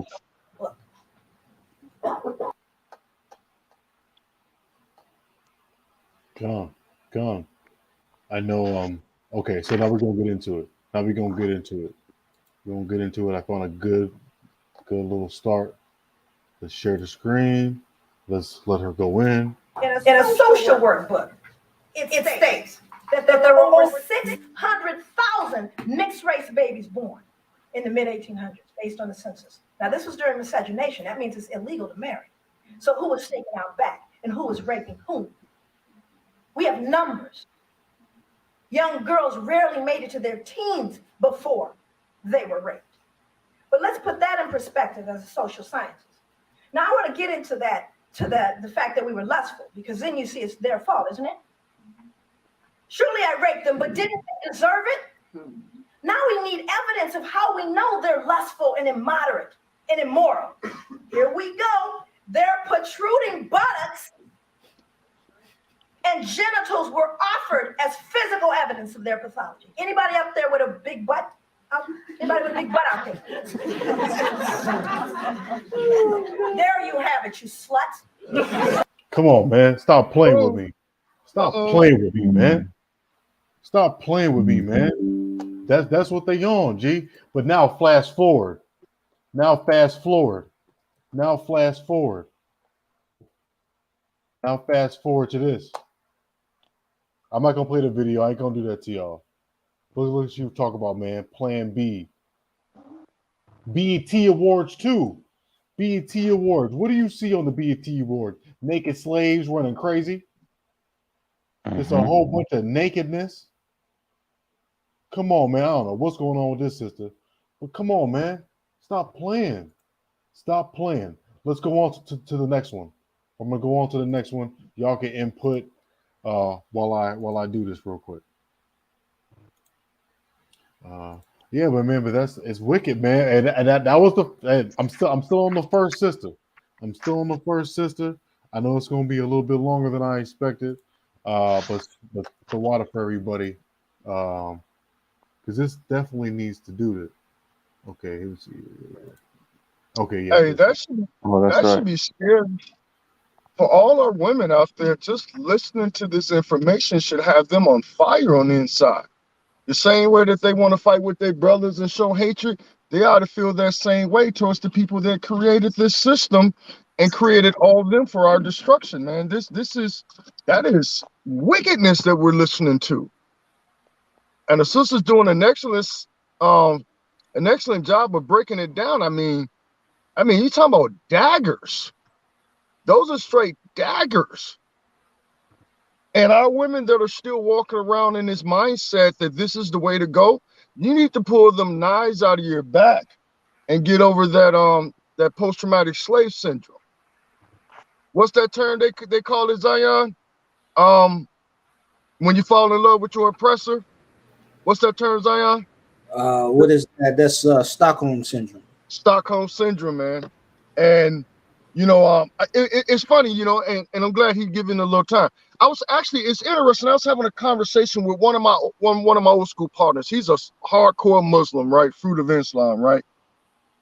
So I see this brother posting talking about, man, they should have never changed Roe versus Wade, and they should have left it the same.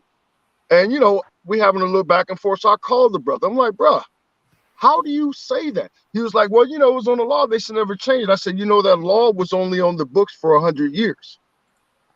So previously that law didn't exist. So that law is going back to it. So he was giving me all these excuses, all these reasons, talking about the poor people. So a lot of the things you heard me say was my rebuttal in that conversation, because this was just a couple of days ago. But this is where I hit him hard at. And he shuckled and jived. He tap danced around. I was like, wait a minute, brother. If you're a Muslim, that means you're supposedly under the Abrahamic faith, right? And in your book, it has the laws of God in the Torah. So I brought up the scripture about if a man injures a woman, another man's wife, while she's carrying a child, that man should be put to death. I say, hey, if the law in your book and my book says that, hey, if you harm a child in the womb, you should be put to death, what's your justification on why this law is going to hurt our people and the poor people, and your justification? So this brother gave me every reason around the world on why he disagreed with the ruling. But when I hit him about the Torah and the laws in this so-called book, he couldn't deal with it. And that just lets you know that a lot of our brothers and sisters out here in this so-called religions, Christianity, Islam, they don't serve the Most High. They don't fear the Most High.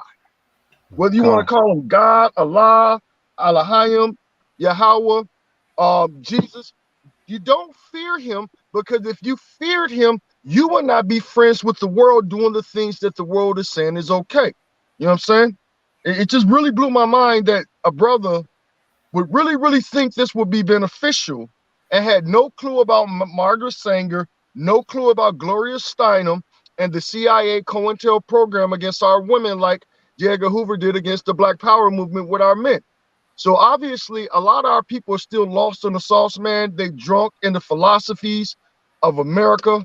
And like the scripture says in the book of Revelations, man, all the nations have drinking of her fornication. Mm-hmm. And that's basically, they follow whatever the media tells them, like whatever the left, because the left is usually like the Democrats. They're the one that pandered to, to Israel, trying to be on their side, like buddy. And then they also got all these other stipulations like the LGBT and banning guns and pro-abortion, so-called choice. So they automatically jump on the bandwagon on every talking point like puppets. Like they just follow like blind zombies. Come. Hey, that sister was lit, right? Hey, I want to unleash her again, man. I'm with the man, and that's only the first one, but this is the meat of it, though. This is the meat of it. Listen, if y'all listen, I'm not saying that I can't have no money.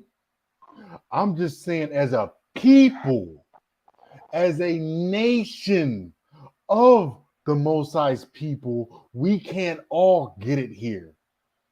And if that doesn't make you sad and disappointed, then I don't know. Listen.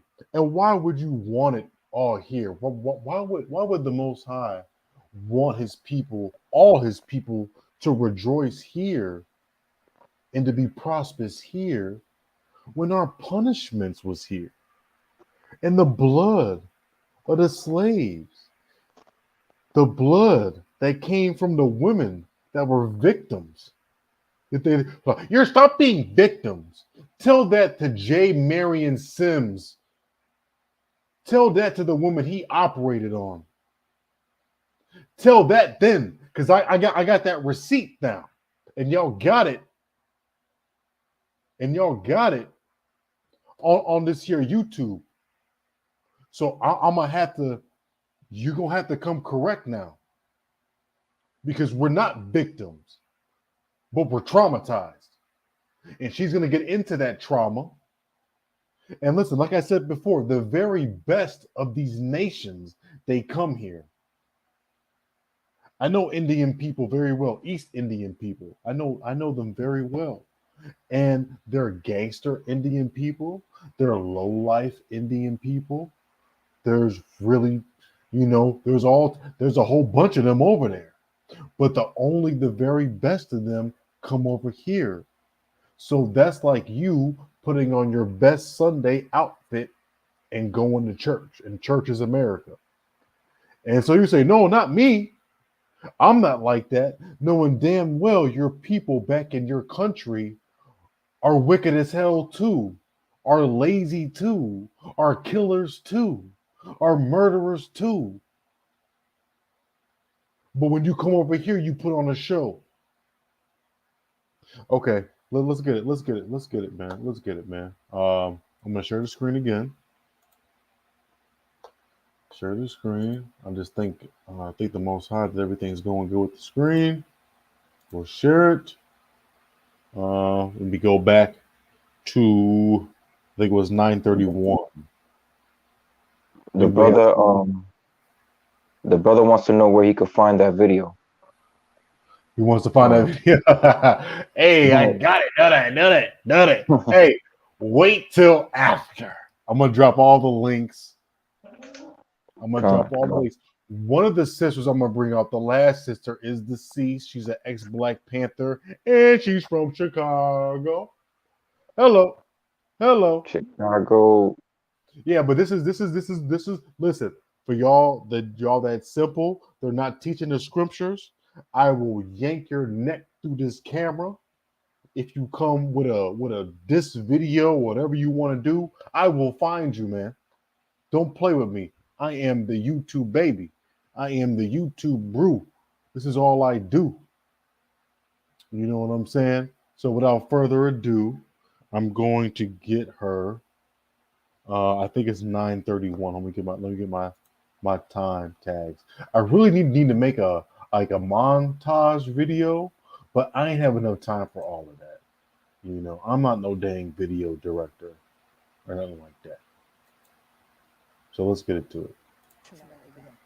And those who are not, we're unique as individuals. Everybody's not traumatized by a traumatic event, whether it's direct. Remember, she's talking about how traumatic the experiences were during slavery, because y'all is capping. They spoiled our women to think that everything is just okay, and everything is not okay still. Contrary to the belief, I won't do this to y'all, but Asian Americans, and they say Asian under a broad range of people. Pakistanis are Asian. Middle Eastern people are Asian. Indian Americans are Asian. And they all make more than you Black women. We're still at the bottom. but they gas you up because you spend more than them because you single and don't got no damn children. And if you do have children, me and you kill them. This is warfare. This is war mode. So gird it up. We in for a ride. Correct or not. But when we start talking about chattel slavery, we're not talking about one trauma. We're not talking about a specific event. We're talking about generations of trauma with no intervention. No intervention. That's key. She hit it. She's the only one that I've ever heard that said that. That's where I get it from. Based on what I know about sugar plantations, tobacco, and the Caribbean, what I know about American chattel slavery and the plantations there, does anyone right now ever recall mental health assistance to slaves? Anybody remember sending in the therapist after I sold off your son, daughter, raped folks? At any point? Never. Second question. After slavery was officially over, now you're free. Anybody remember any therapy then? We know it's been rough, it's been deep for you, it's been difficult. We're going to do a little group therapy. Anybody remember that? That would be no. Number 3, after slavery officially ended, both in the States, in the Caribbean, the British ended, do you remember whether or not trauma continued? Did the trauma continue for people of African descent? I need to know. Okay, so now let's do the math. Hundreds of years of trauma, no treatment. Freed, more trauma, no treatment. What do you do the math? Oh, we crazy as hell. I was in Memphis for a couple of 3 years. Man, they crazy, man. These folks crazy, man. Man, we crazy, man. We ain't had no damn treatment, man. We went from system to system, man. What are you talking about, man? Go ahead and get your bag. My people are dying and they suffering because they destroyed us without the chains on our necks. What are you talking about, man? You want a shot? You got him. What are you talking about, man? What are you talking about, man? If they don't make your blood boil, you ain't my people. I'm tired of y'all Negroes, man. I'm tired. And I ain't even had to learn yet.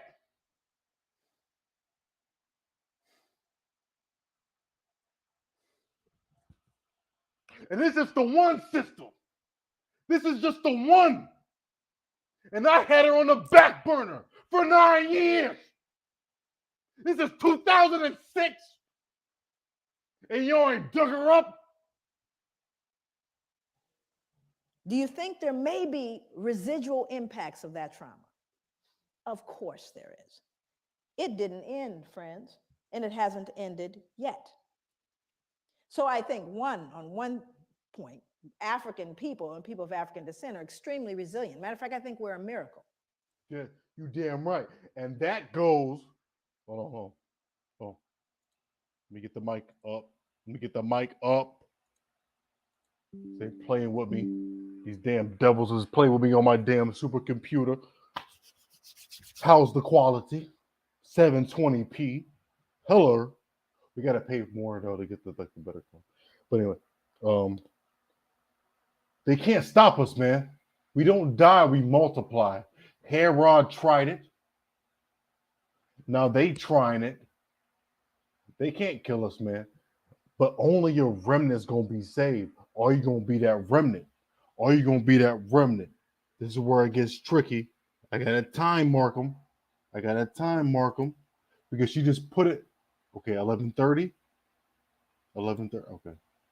Far be it for us to pathologize or to look and cast this idea of weak and sick people. Oh, on the contrary, I'm profoundly resilient because we've done everything we've done thus far with no help.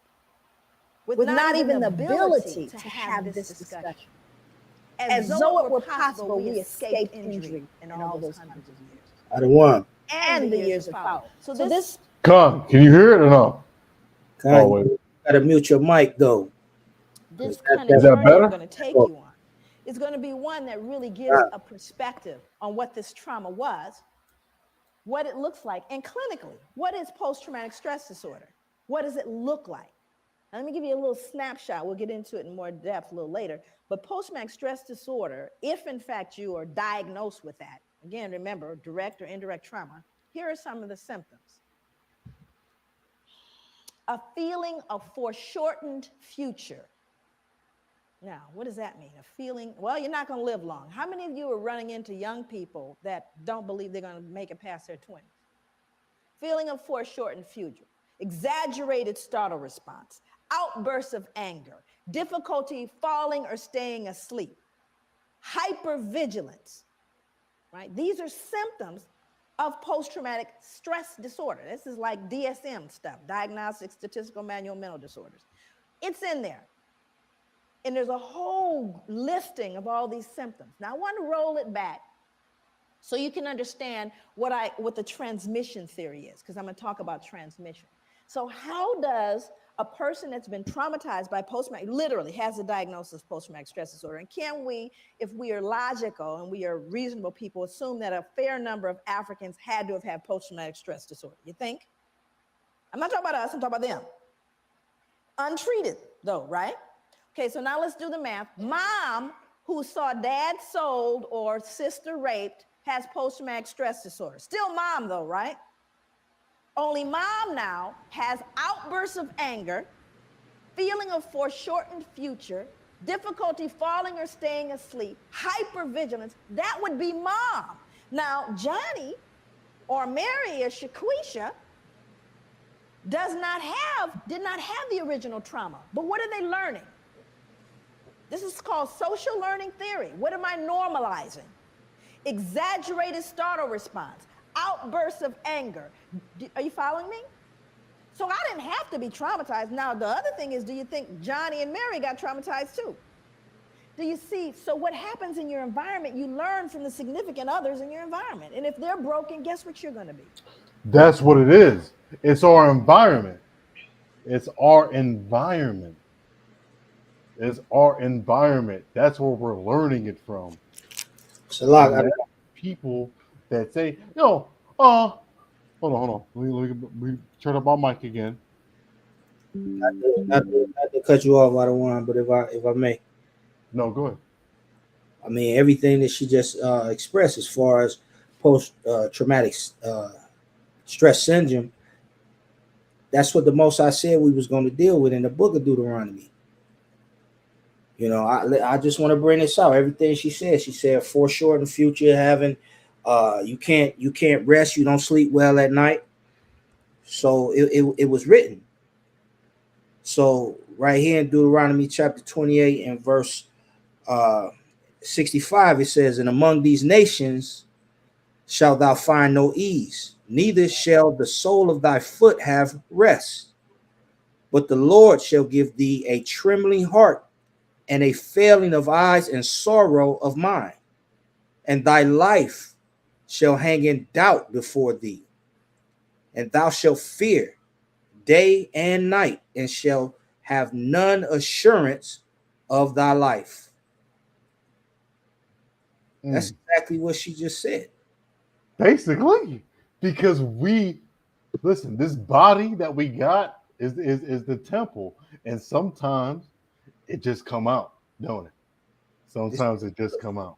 This is a curse that was put upon the children of Israel. This was written thousands of years ago that we were going to suffer these things. Oh.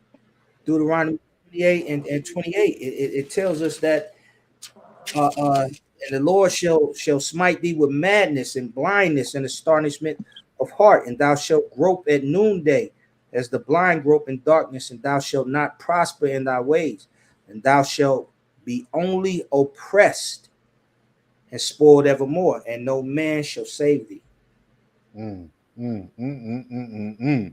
Okay, so let's skip. Let's skip a little bit. Let's skip a little bit. And Um, again, she doesn't Hey, even. Salakia, He's not. Salakia. no, Hey, no, can go you ahead, go grab? ahead, go. Comment, Hey, comment, comment, please. hey, can Go on. somebody grab Isaiah 32:7 real quick? Or I can read it real quick. I just got to pull it up. I can grab it. I got it. You I got got it. You got it. go ahead. Isaiah 32, verse 7. The instruments also of the churl are evil. He deviseth wicked devices to destroy the poor with lying words, even when the needy speaketh right. Right. So these people are trail, man. They're evil. These things, these devices that we're running to be a part of, those things were made for our destruction, man. Those are wicked instruments, man. And these are the things we got to take into consideration, man. Because like Sergeant Zion said, man, this is not America's not our rest, man. We're not going to find no peace in America. It's not going to happen during under this watch or the ruling of Esau, man. It's just not going to happen. And the sooner we wake up and cleave back to one another, like Zephaniah 2:1 says, gather yourselves together. Until that takes place, the Most High in Christ is still waiting on us. We've been told all these years, wait on Jesus, wait on Jesus, wait on Jesus. Jesus, Jesus, Jesus, he coming. But guess what? The scripture tells us there's things that we have to do. There's certain things that we must do on our end as the prophecies play out for all these things to come about and to come to pass, man. So stop sitting on your laurels being lazy. There's work for us to do, so-called black men, black women, Latino, so-called Hispanic, Latino men, and Native indigenous people of Americas. America's not your race, man. And as long as we continue to sit back idle and don't come together, these people are going to continue to try to exterminate us. But just remember, man, they can't wipe us out. Because remember, the promise is that we're going to be as the sands of the sea. But what good is having that multitude as the sands of the sea if we're not doing our part? And I digress. Gone. She gonna get us back on track. I'm gonna skip some of the video just for the sake of the time. We're gonna get into y'all Zaddy, which is Thomas Jefferson, and we're gonna see what he's about. Because when our people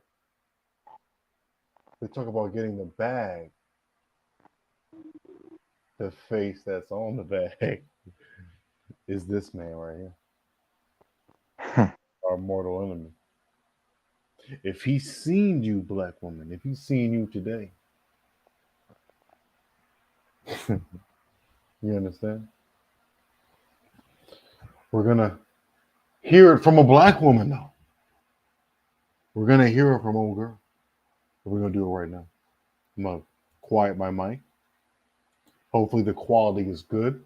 I don't know why the devil is doing this to me right now, but all praises that y'all can hear it. Please, if y'all can hear it good, say that you could hear it good, brother.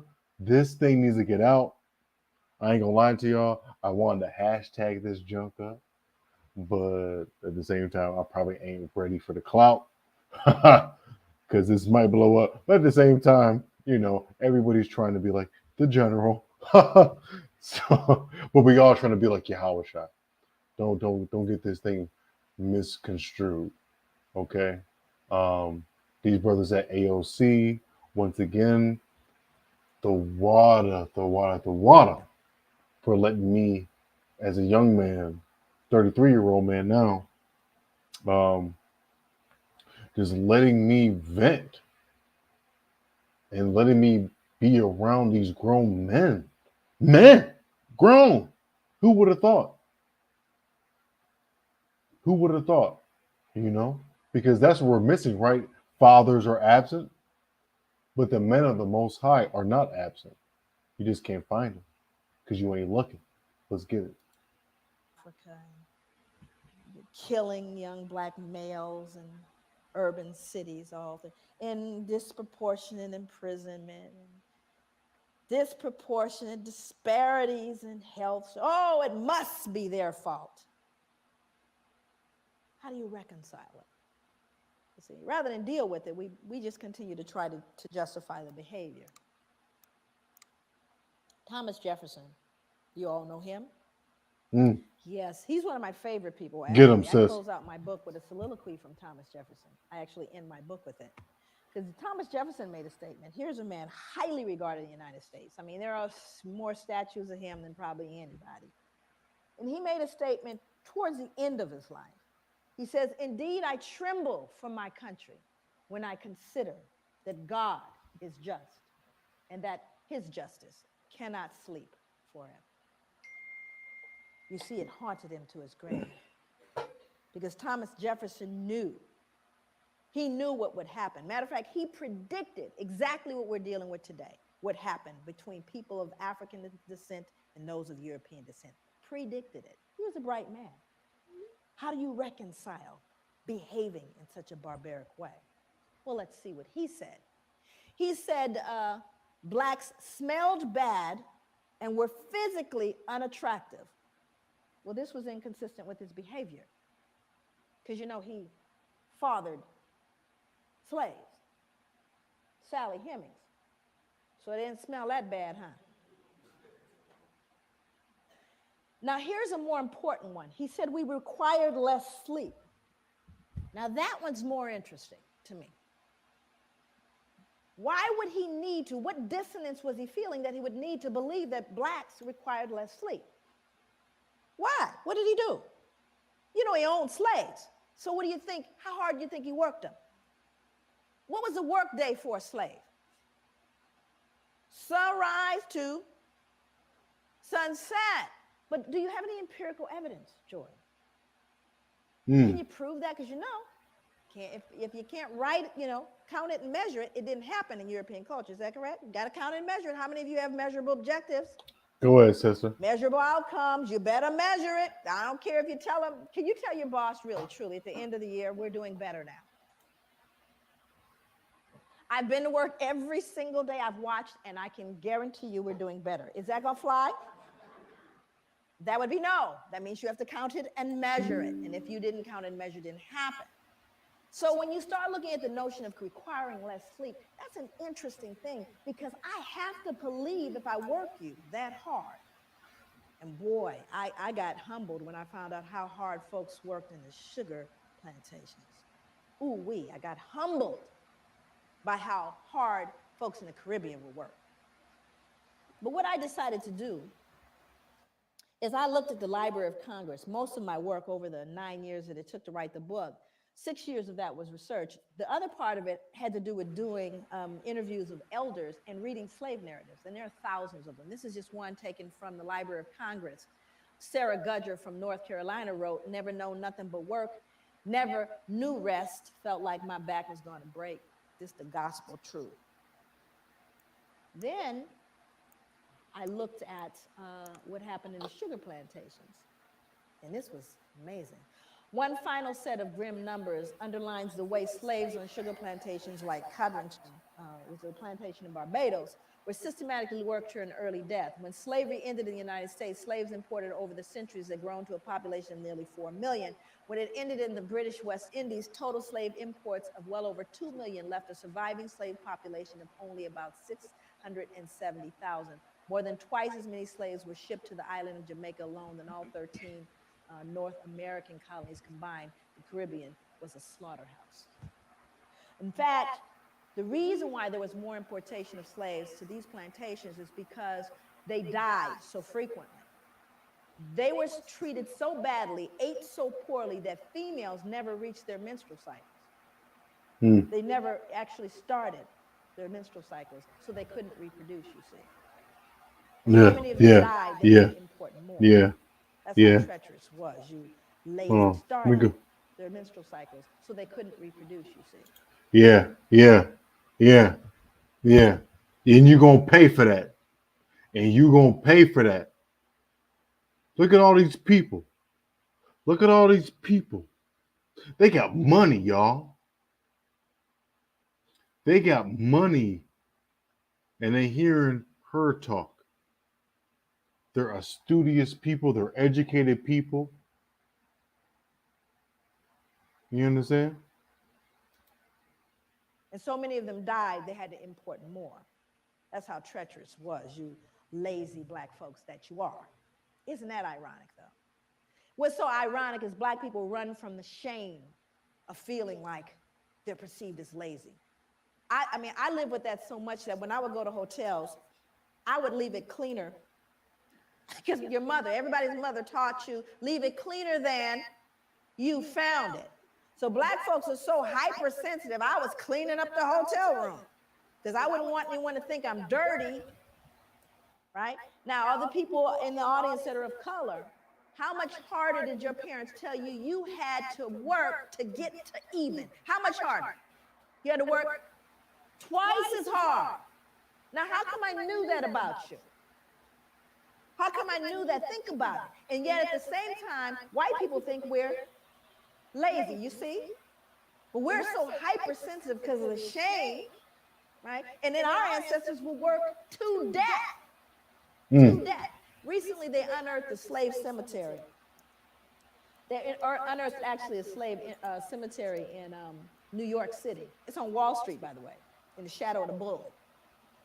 Unearthed the slave cemetery, and they still to this day they're struggling. They recently, have done a lot in terms of commemoration. I went to it took me everything to get to it. They had it blocked off so you couldn't get to it, but because they didn't want to deal with it. You can't just bulldoze a cemetery. So here in all these skyscrapers in the middle of it is this little cemetery, and there's slaves in that cemetery. More important than that was what the bones told us, because now you got CSI. Hell, I can go in there and tell you what's going on now. So with the CSI thing, now they've discovered a little bit about the bones. And to me, the most phenomenal thing about the bones is what they told us about those people and how they live. Majority of the people in there were children, infants and children, high mortality, infant mortality rate. They even know what they died of. Died of malnutrition and starvation. Okay. So she's getting beside herself. She's absolutely on point. There was more, but I'm going to cut that. We're going to go in. It's a 16-minute intro. This is going to get you a little bit madder too. This one, I think it was like, what's her name? Michelle. But I'm going to share the screen. Salakia Brothers. I know that this is the new Michelle Alexander. This is University of Chicago, ain't it? This was supposed to be our pipeline. But I'm gonna let her go. For y'all that think, let me turn my mic up if y'all can hear me. For y'all that think that it's crabs in a bucket, and it is crabs in a bucket. It's almost every man for himself here. But at the same time, it is by design. When me and Yabatazai came up with Destruction of the Black Family, I think it was all the way 1, 2, and 3. We had talked about redlining and the practices of the banks and the New Deal being for just white people. The projects being built, particularly in St. Paul, Minnesota, and in Chicago. I know that you might know of the famous project called Cabrini Green. We now know that is their project that they built because they tore it down and they regentrified it. They want their stuff back. You understand me? So, with that being said, they had government assistance. I don't want to hear all of that. Pull yourself up by the bootstraps. I don't want to hear it. She's not going to let you hear it. They were helped.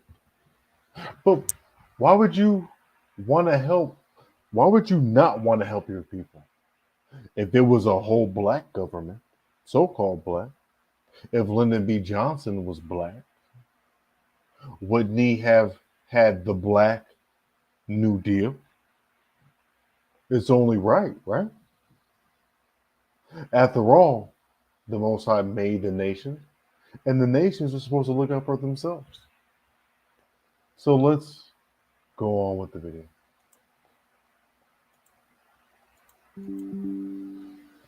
Hey, let me know if it's not, you know what I'm saying? Afternoon. Thank In the chat. you. Thank you so much for It's 16 having minutes, me so here today. It's really an buckle up. honor to be here, and I'm thrilled to see so There's an many echo. of you here eager to join in What about now? meaningful dialogue, meaningful conversation about this It's a system little of bit better. mass incarceration in the United States, a system that Con. has That's good. decimated so many of our communities, destroyed so many families, and literally turned back the clock on racial progress in the United States. It seems fitting that this dialogue would be taking place during Black History Month, a time when many Americans pause to consider, if only briefly, our nation's racial history, our racial present, and our collective future. And this year marks the 150th anniversary of the Emancipation Proclamation. And so it seems more than appropriate to reflect on the meaning of that proclamation, indeed, the meaning of emancipation in this era of mass incarceration. And this year also marks the 50th anniversary of the March on Washington. 50 years have passed since Dr. King delivered his soaring "I have a dream" speech. I have a dream. It is a dream deeply rooted in the American dream. And so in reflecting on where we stand today, 150 years after the Emancipation Proclamation and 50 years after the March on Washington, I'm going to take Martin Luther King Jr.'s advice and tell it straight. As Dr. King put it quite bluntly, just months before his death, after the civil rights victories had already been won, after the civil rights bills had already been passed, he said, quote, "I do not see how we will ever solve the turbulent problem of race confronting our nation until there is an honest confrontation with it and a willing search for the truth and a willingness to admit the truth when we discover it." And so in that vein, I'm going to do my best to tell the truth, the whole truth about race in America today. It is a truth that many Americans will deny, just as they were eager to deny the truth about slavery and Jim Crow in their days. But the truth is this: we as a nation have taken a wrong turn in our stride toward freedom. We've betrayed Dr. King's dream. And perhaps nowhere is it more obvious than right here in the city of Chicago. In this great city, President Barack Obama's hometown, a vast new racial undercaste has emerged, though their plight is rarely mentioned on the evening news. Occasionally, we hear about the homicide rate, the violence that has been spinning out of control, not everywhere, but in certain spaces, certain places, certain communities defined largely by race and class. 108 young people were killed in this city last year alone. Hundreds more were killed with scarcely any notice in the media. Just another Black man gunned down, another body in the street. When Adia Pendleton was killed, though, the national media took notice, at least for a moment. She was a 15-year-old girl in the wrong place at the wrong time, according to the police. Killing of Adia Pendleton, an honor student shot dead just days after she performed at President Obama's inauguration, became a symbol of the city's stubbornly high homicide rate and something of a pawn. She became something of a pawn in the national debate over gun control. Now, I am grateful, very grateful, that we are having a national debate about gun control. And for the moment, at least, politicians and the media are paying attention to the deaths of Black and brown school children, not just white children killed by deranged mass murderers. But I am deeply disturbed that in this national debate about violence and gun control, there is little honest discussion of why, truly why, some communities are war zones while others are not. For while I support gun control and background checks and all the rest, let me be very clear about that, I think we have got to admit that the reason that some communities are war zones and some are not is not at bottom about the number of guns in those communities. After all, I live in a community where I've come to learn that many of my white neighbors own guns.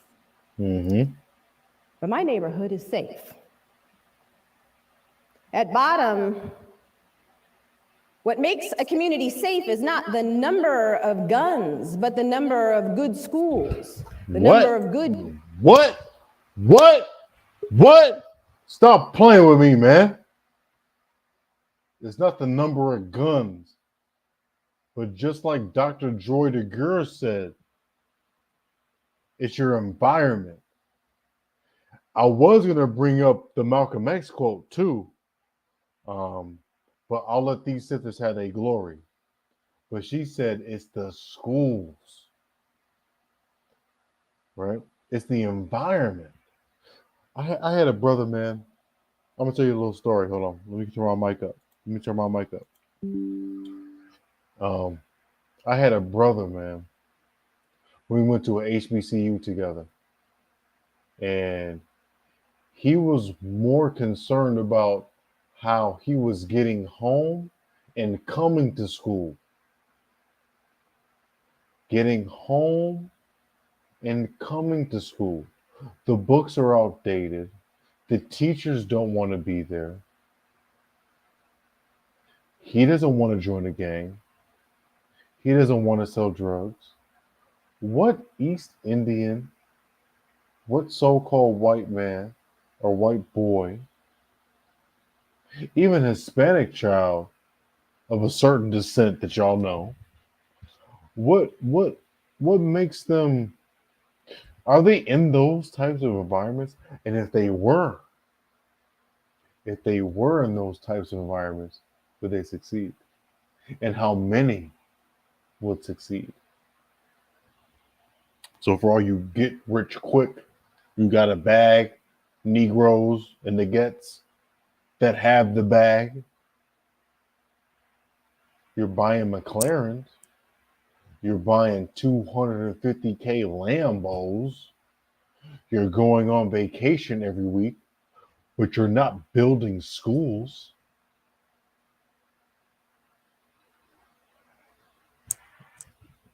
You're not building schools. You're not coming back to our community that you're denigrating. You're not doing that. You want to belittle them. What are you afraid of? Did they tell you that they was going to kill you or something? That's what I have a problem with. Because if you let me get 300, if you let me get 3 million, nigga, it's a threat. It's a threat. I might not even make it past tomorrow because I'm getting everybody in tune with the resources. But anyway, I digress. Continue on. Jobs, the number of educational opportunities, the numbers of opportunities people have for living a decent life. Those are the numbers that matter most. when it comes to violence. And in Chicago, as in so many other cities and communities across America, a choice has been made. It is a deliberate choice. And it is a choice that's made over and over and over again. Rather than good schools, we have been willing to build high-tech prisons. I got it. Rather than create jobs and invest in the communities that need it most, we have embarked on an unprecedented race to incarcerate that has left millions of Americans permanently locked up or locked out. William Julius Wilson has written an excellent book about the changes that have occurred in Chicago and other communities around the country entitled When Work Disappears. And in that book, he cites... Listen. This is the meat of it. Because we know what happened. Listen. If you're an immigrant, hold on, let me turn on my mic. If you're an immigrant in this country, you weren't here when this happened. When the other sister was on, that I put on, you were not here when this happened. You got here late.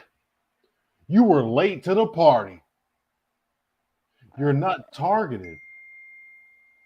You're not targeted at all.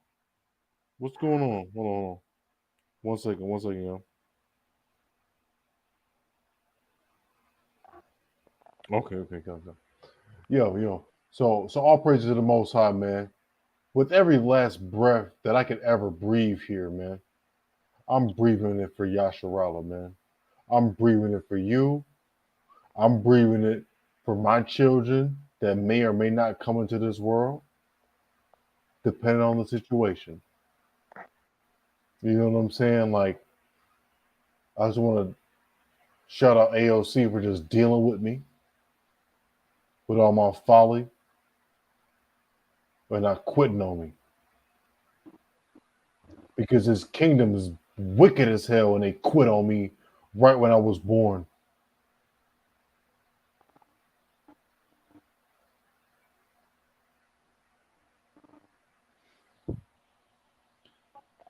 It's got to be every man for itself, just because it's the way of the Most High. The Most High chooses you. And there's only going to be a small group of people here. So you have how many people Ottawa, Ishayar, that survived the flood? Wasn't it 8? 8 people, right? Con. 8 people. Christ didn't have 120,000 people. He had 12 disciples, right?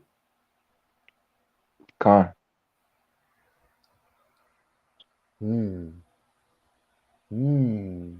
So it is a numbers game. Isn't it? So this is, listen, I got one more video for y'all. I mean, I don't know if y'all like it, if y'all enjoy it. I'm a history buff. This is what I do. So if y'all can't get down with it, then all right, then I'll see y'all. But before y'all leave, like and subscribe to the video. Statistics showing that when you control for joblessness, the racial disparities and violent crime disappear. In other words, if you compare white jobless men with black jobless men, rates of violent crime are roughly the same. Men who are jobless, particularly chronically jobless, are more likely to be violent. Wow.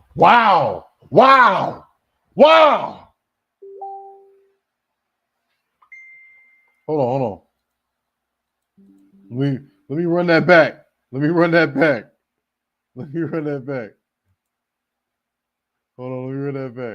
that back.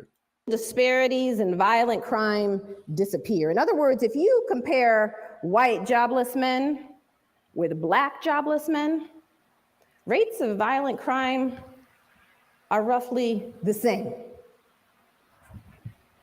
Men who are jobless, particularly chronically jobless, are more likely to be violent.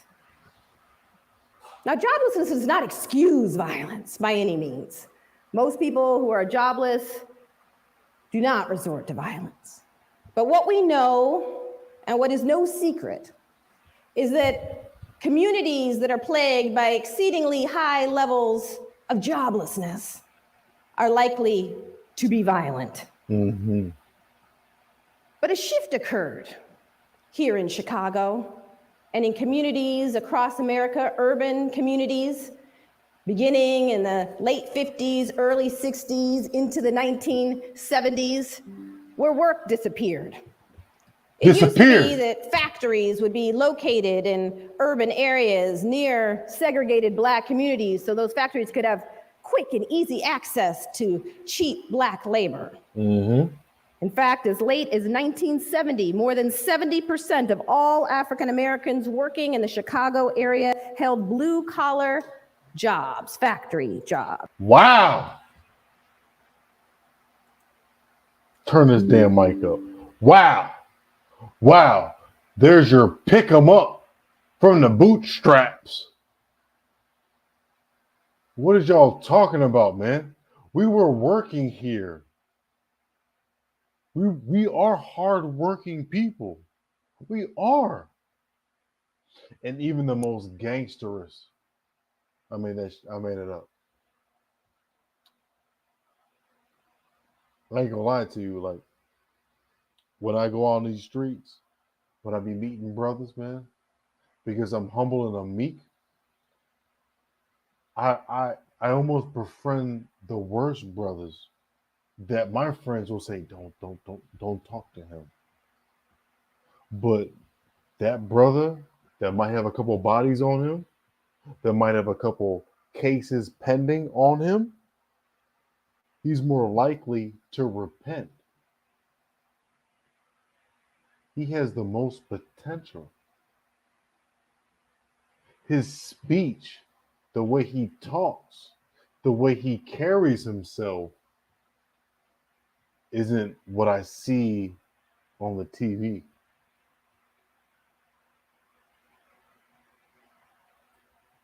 She said 70%.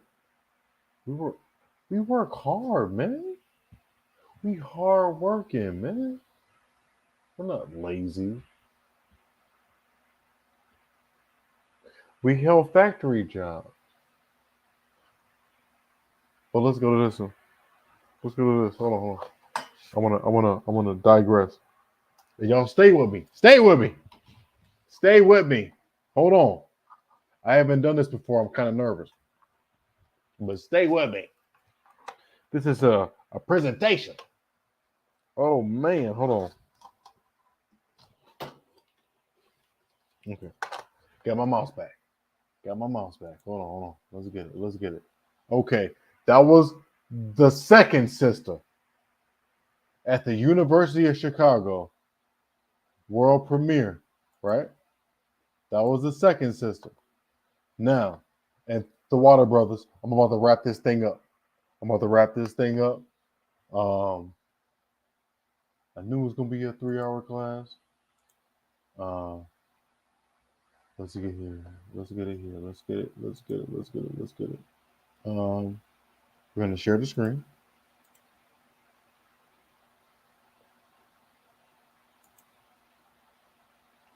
Speaker don't know what's going on. Who says the speaker doesn't know what's going on? Listen, Thomas Mayweather. Oh man, hold on. Let's get my whole joint. What is you talking about, Thomas? I don't know what's going on. I don't know what's going on with my people. Brody, I don't know what's going on with my peoples. I'll snatch you through this damn computer right now. I don't know what's going on with my peoples. Replay this whole thing and meet me right back here. and I'll still snatch you off this damn screen. Bro, I'm tired of y'all Negroes, man. Talking about Thomas Mayweather. You ain't fighting for nobody. You ain't fighting for a damn thing. What is you talking about, man? And I'm calm now.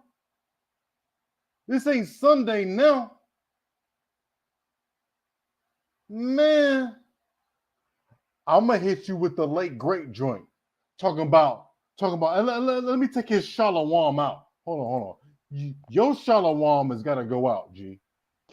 Or how he go from Shalom family? Shalom and the speaker don't know what's going on. The speaker don't know what's going on. What did you talk about? This is history. This history. But you mad though? Is you mad? Listen, bro. That's why I gotta cancel my Facebook. I gotta cancel my because I will come to get y'all. I am going to come and get y'all, man. I am not playing with y'all. I will come to get y'all. Thomas.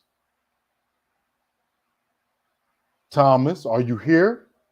Are you a coward? Because you know that evil fleeth where no man pursueth. Are you a damn hyena or are you a lion? Talk about, I don't know what I'm talking about. I know what I'm talking about. That's why I got the 3 women that know what they talking about what they talking about. What is you playing with? Listen, nah. We gonna get the late great on here. Rest in peace. Shout out to Dr. Francis Cress Wilson. Thomas, may the Most High bless you. And you gotta repent, my nigga. You gotta repent. I ain't gonna fall. I know I am gonna fall back. I'm gonna fall back, but they be thinking that it's sweet, and it's not sweet because my people are dying off of Deuteronomy and 28 and 54 because you don't know what's going on. WGCI and Power 92 keep on playing drill music because their masters are white supremacists. But I don't know what's going on.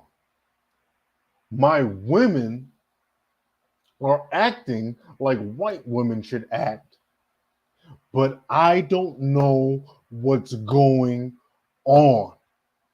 I went to a predominant white high school, but I don't know what's going on. I have more energy, tons more. You understand me? Now, to close this thing out, we're gonna close this thing out with the late great. With the late great, man. Salakia. I just, maybe it's just me. I just don't play. We got no. Listen, you want me to play you some? I ain't even listen. Look, I haven't even went on WGN yet. I haven't even went there yet in a long time. You want to know how much death is in my city? You want to know?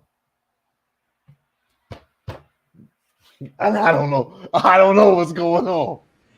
Man, Doug. Edify the people, man. Let's move forward the lesson. Don't dwell on that. You take away from you take away from everything you'd established by staying there. Come. So the last one, and this is, and just to tie this brother in, let's go back. Let's come back to it, and let's just play this, and let me see if I don't know what's going on, because did she knew what was going on? She's your elder. So racism is about oppressing all people of color. but it is more particularly about black people. And it is even more particularly about black gentlemen. Because the lady cannot force the white male into sexual genetic annihilation. But the fear. And this sums up the Roe v. Wade, right? She is a genius. The late and the great Dr. Frances Cress Welsing, the ex-Black Panther, she discusses genetics and white supremacy and the system of white supremacy unlike anybody that you've ever heard, male or female. And this is what ties in the Roe v. Wade nonsense. This is what ties in everything. And I know it's a little bit off topic. This one is, but I had to sneak her in because she is legit. Rest in peace, rest in power, sister. Hopefully one day, man, we'll see you in the kingdom too. In the mind of the global white collective is that the The echo. gentleman can cause white genetic annihilation.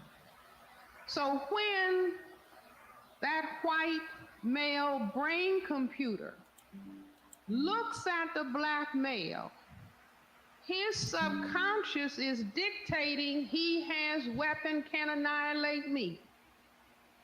Must attack it. Cut it off.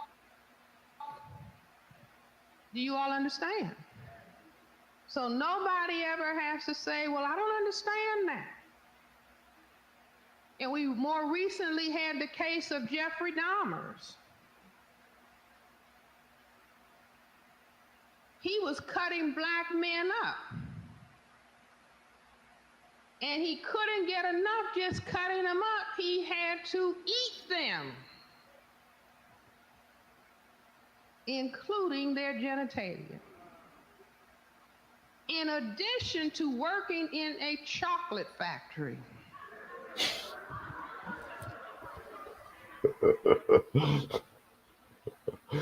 Are those the facts in the case? Those are the facts in the case. Are you all with me? See, we are coming up on what, 2 weeks, 3 weeks from now, Valentine's Day in the white supremacy system and culture. See, that's what we must learn to say. We are coming upon Black History Month in the white supremacy system and culture, so therefore we understand why we only look at ourselves for 1 month. Do you follow what I'm saying? And we look at white 11 months. But we are coming upon the day that is about love, supposedly. What is the favorite gift? Chocolate candy with nuts, hopefully.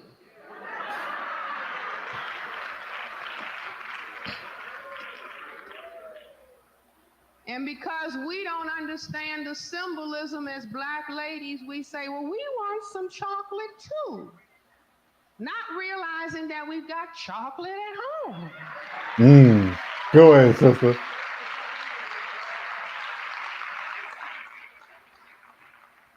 See, indeed, if you understand what I'm saying, you will also understand why in the white supremacy system and culture, all of the favorite drinks are dark brown.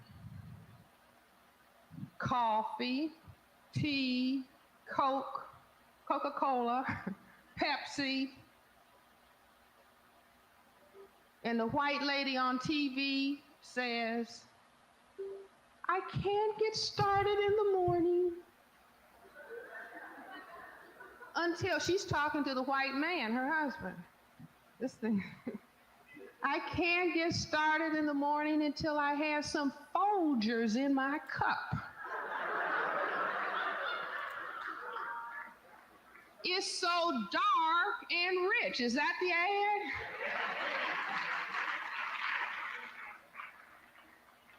Do you all follow me? I don't want somebody. I had an eraser. Oh, here it is. Sure. Because I'm giving this with a little humor, but all of this is serious. All of this is very, very serious because Hey, all that spam just means that we popping, and that's it. We're gonna keep it moving. talking about what exactly is the nature of the war that is being waged against us that we haven't understood clearly to date, but we are moving on understanding. If we understand the importance of the male genitalia, black male genitalia, as being viewed as that which can cause white genetic annihilation, we will understand the importance of the gun. Police officers.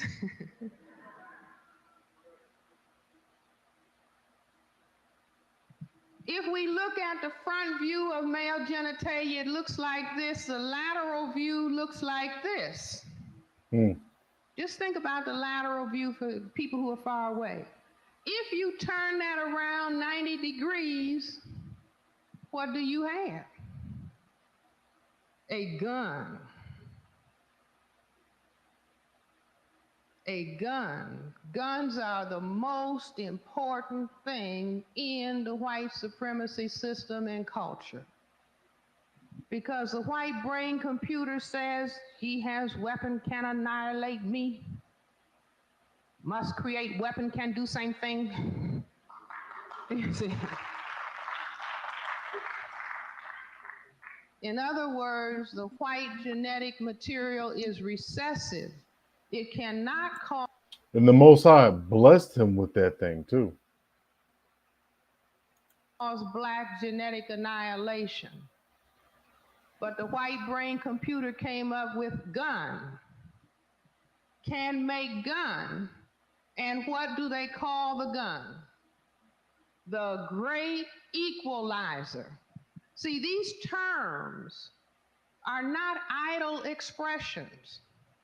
We treat them as idle expressions, but they come from the subconscious because the problem, the fear of white genetic annihilation is not talked about overtly. In other words, you don't hear big discussions on TV, we are genetic recessive and we're afraid of white genetic annihilation. You don't hear that being discussed. You just hear everybody needs a gun. 200 million guns in the hands of people in this era of the world, and they're not just in the hands or mostly in the hands of people who are classified as black or otherwise non-white. So the great equalizer. And from that awareness comes the term justifiable homicide. Justifiable homicide, somebody might say, well, the definition of that is when you have to shoot somebody. The term comes from people who are in uniform in the white supremacy system and culture, who classify themselves as white, who see a black man and say, I thought he had a weapon. He does.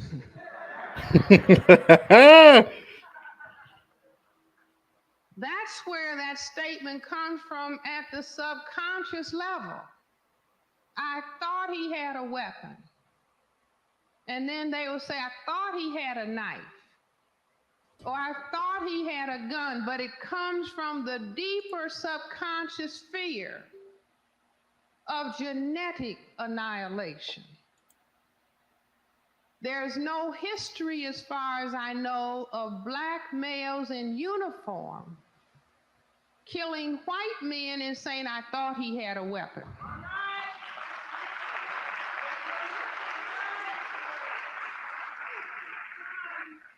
Now, maybe that's because they see better.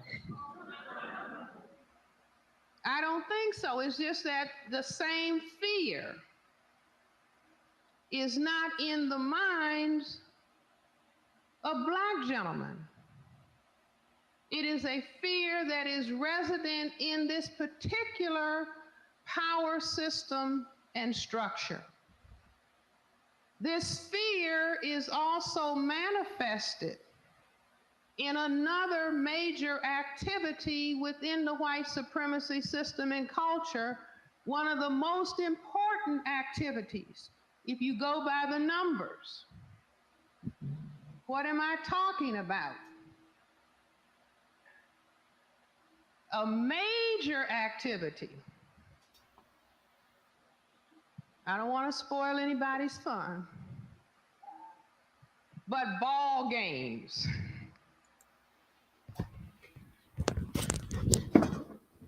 Now, I didn't ask Dr. Charles Murray this, but I could have. Dr. Murray, since you say you're so smart,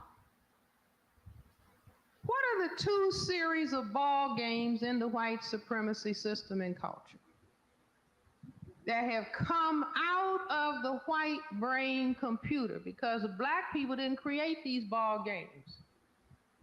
We play them with expertise, but we didn't create them. Why did it come out of the white brain computer, these two series of ball games? What are the two series, class? If you read my book, don't answer. No? See, you're looking at it all the time. You're looking at it all the time, but because we were lied to when we were little children and told it was a democracy, and we read Dick and Jane and Spot and Puff and Baby Sally, we were not told what was really the shape and the dynamic of the culture. So we actually are looking at what I'm getting ready to tell you, but we don't see it. But once I decoded what white supremacy was all about, and one Sunday I was in my house and it was so quiet, and your brain functions best when it's real quiet. That's why they train us now. This is your soul. Say boom, de boom, de boom, de boom, de boom. See, that cuts the computer off. It actually does. It cuts the computer off. It just drowns it out with too much stimulation. They know that. That's why it's important to meditate. So the sister's on point. I mean, you know what I'm saying? I don't know if y'all can hear me or not. I got to fluctuate. But that's why it's important, man. And I know I'm not going to take away from the lesson, because Thomas, you're a part of the lesson. And you have to get schooled. Because she took me to school too. So let's continue. But I said, it's so quiet. I wonder what's happening. Why is it so quiet? See what's happening. And then I said, oh, the ball games. The ball games are on. And then it just clicked into my computer. These ball games have more significance than we realize. And then it just clicked into my brain computer. It's two series of ball games, Francis. Big brown and small white. And what balls are we talking about, really? These balls.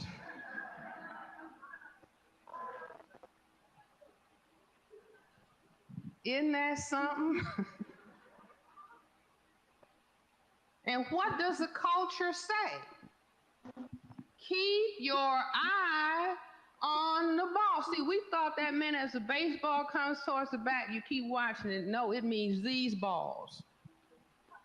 You have to keep your eyes on these balls in order to prevent white genetic annihilation. Is that right, class? And once again, this all has to link in to the Roe v. Wade, not the micro, but the macro, the big scope? God. So every season has to focus on balls. Is that right?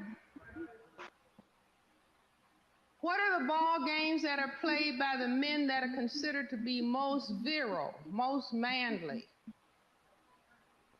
Big Brown. Is that right? Football. And then basketball. And then we have bowling ball. And we'll put soccer over here too. And then over here we'll put ping pong.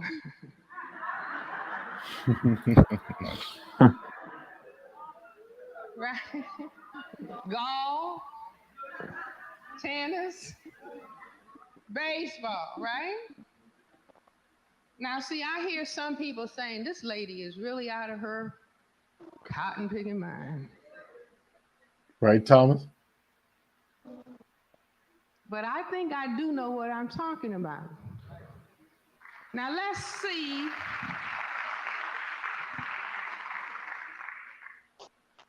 Let's see where these ball games go, where these balls go. A white gentleman told me, Dr. Welsing, do you realize that white men say they are not men until they have had sexual intercourse With who? with a black lady? Mm. Gentlemen, see what prizes you have?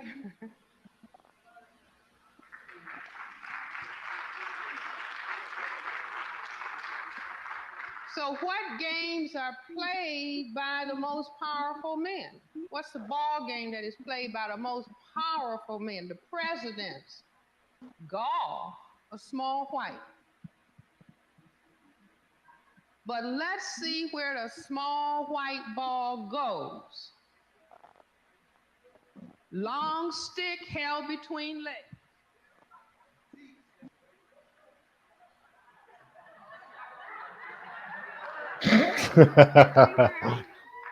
It's almost over, The y'all. microphone is really helping too, right? Then puck.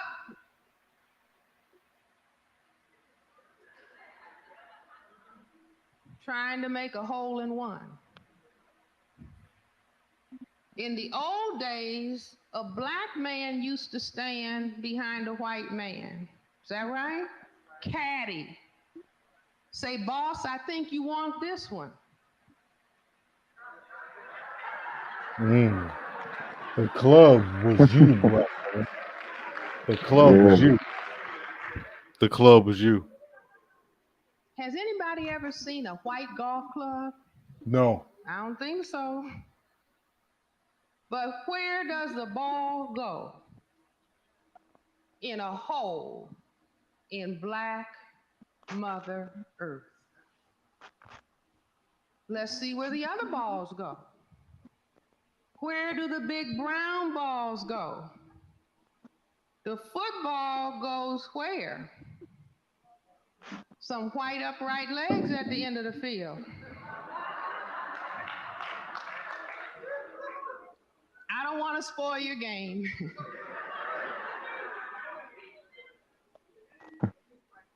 But this is war. You goddamn right. We have to understand.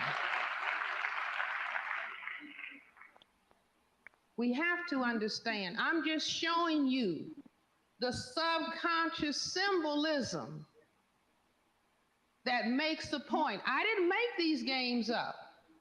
But once you pull back the curtain of decoding what the culture is really all about, this stuff just jumps up and you say, oh, I see. Oh, wow, look at that.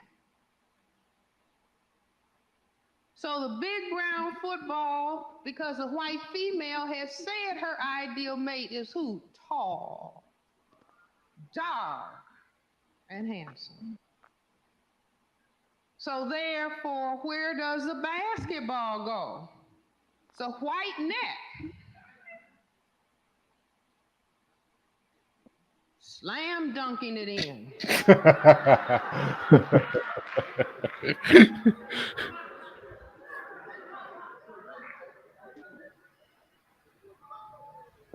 Don't faint, you all. Come on. And who do we have dancing in short dresses on the side? Little white ladies. Is that right? A black girl can hardly get on the squad. Isn't that right? Do you all see how these little symbols fit together? If you're real mature, oh Jesus, I'll tell you about baseball. Are you all real mature? But before we do baseball, let's do billiards. Or we can do bowling. You see this big black ball goes down the track and knocks this out, knocks these 10 pins out. See, white supremacy is not something, oh, I ran into some discrimination on my job. No, you are surrounded 24 hours a day, 7 days a week, 365 days a year, living and breathing and eating and drinking white supremacy nonstop. It's not a little bit of something, it's the whole show. Oh, no. Billiards. Big green table.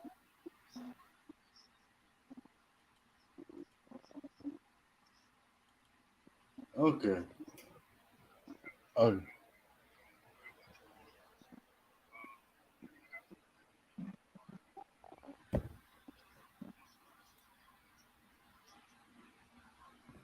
Okay, come.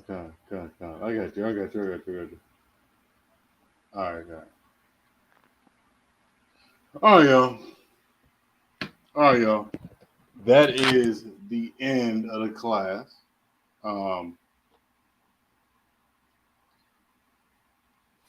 Was I falling asleep? I do not know. Definitely was not. No, what she was saying was Listen. This is an ex-Black Panther. Listen, and you know what? To be, hold on. Let me turn up my mic.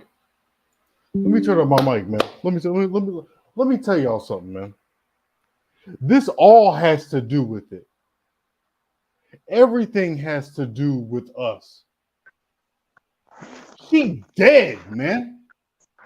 She's dead. She's dead. She ain't coming back. I don't give a damn who like it. She's dead.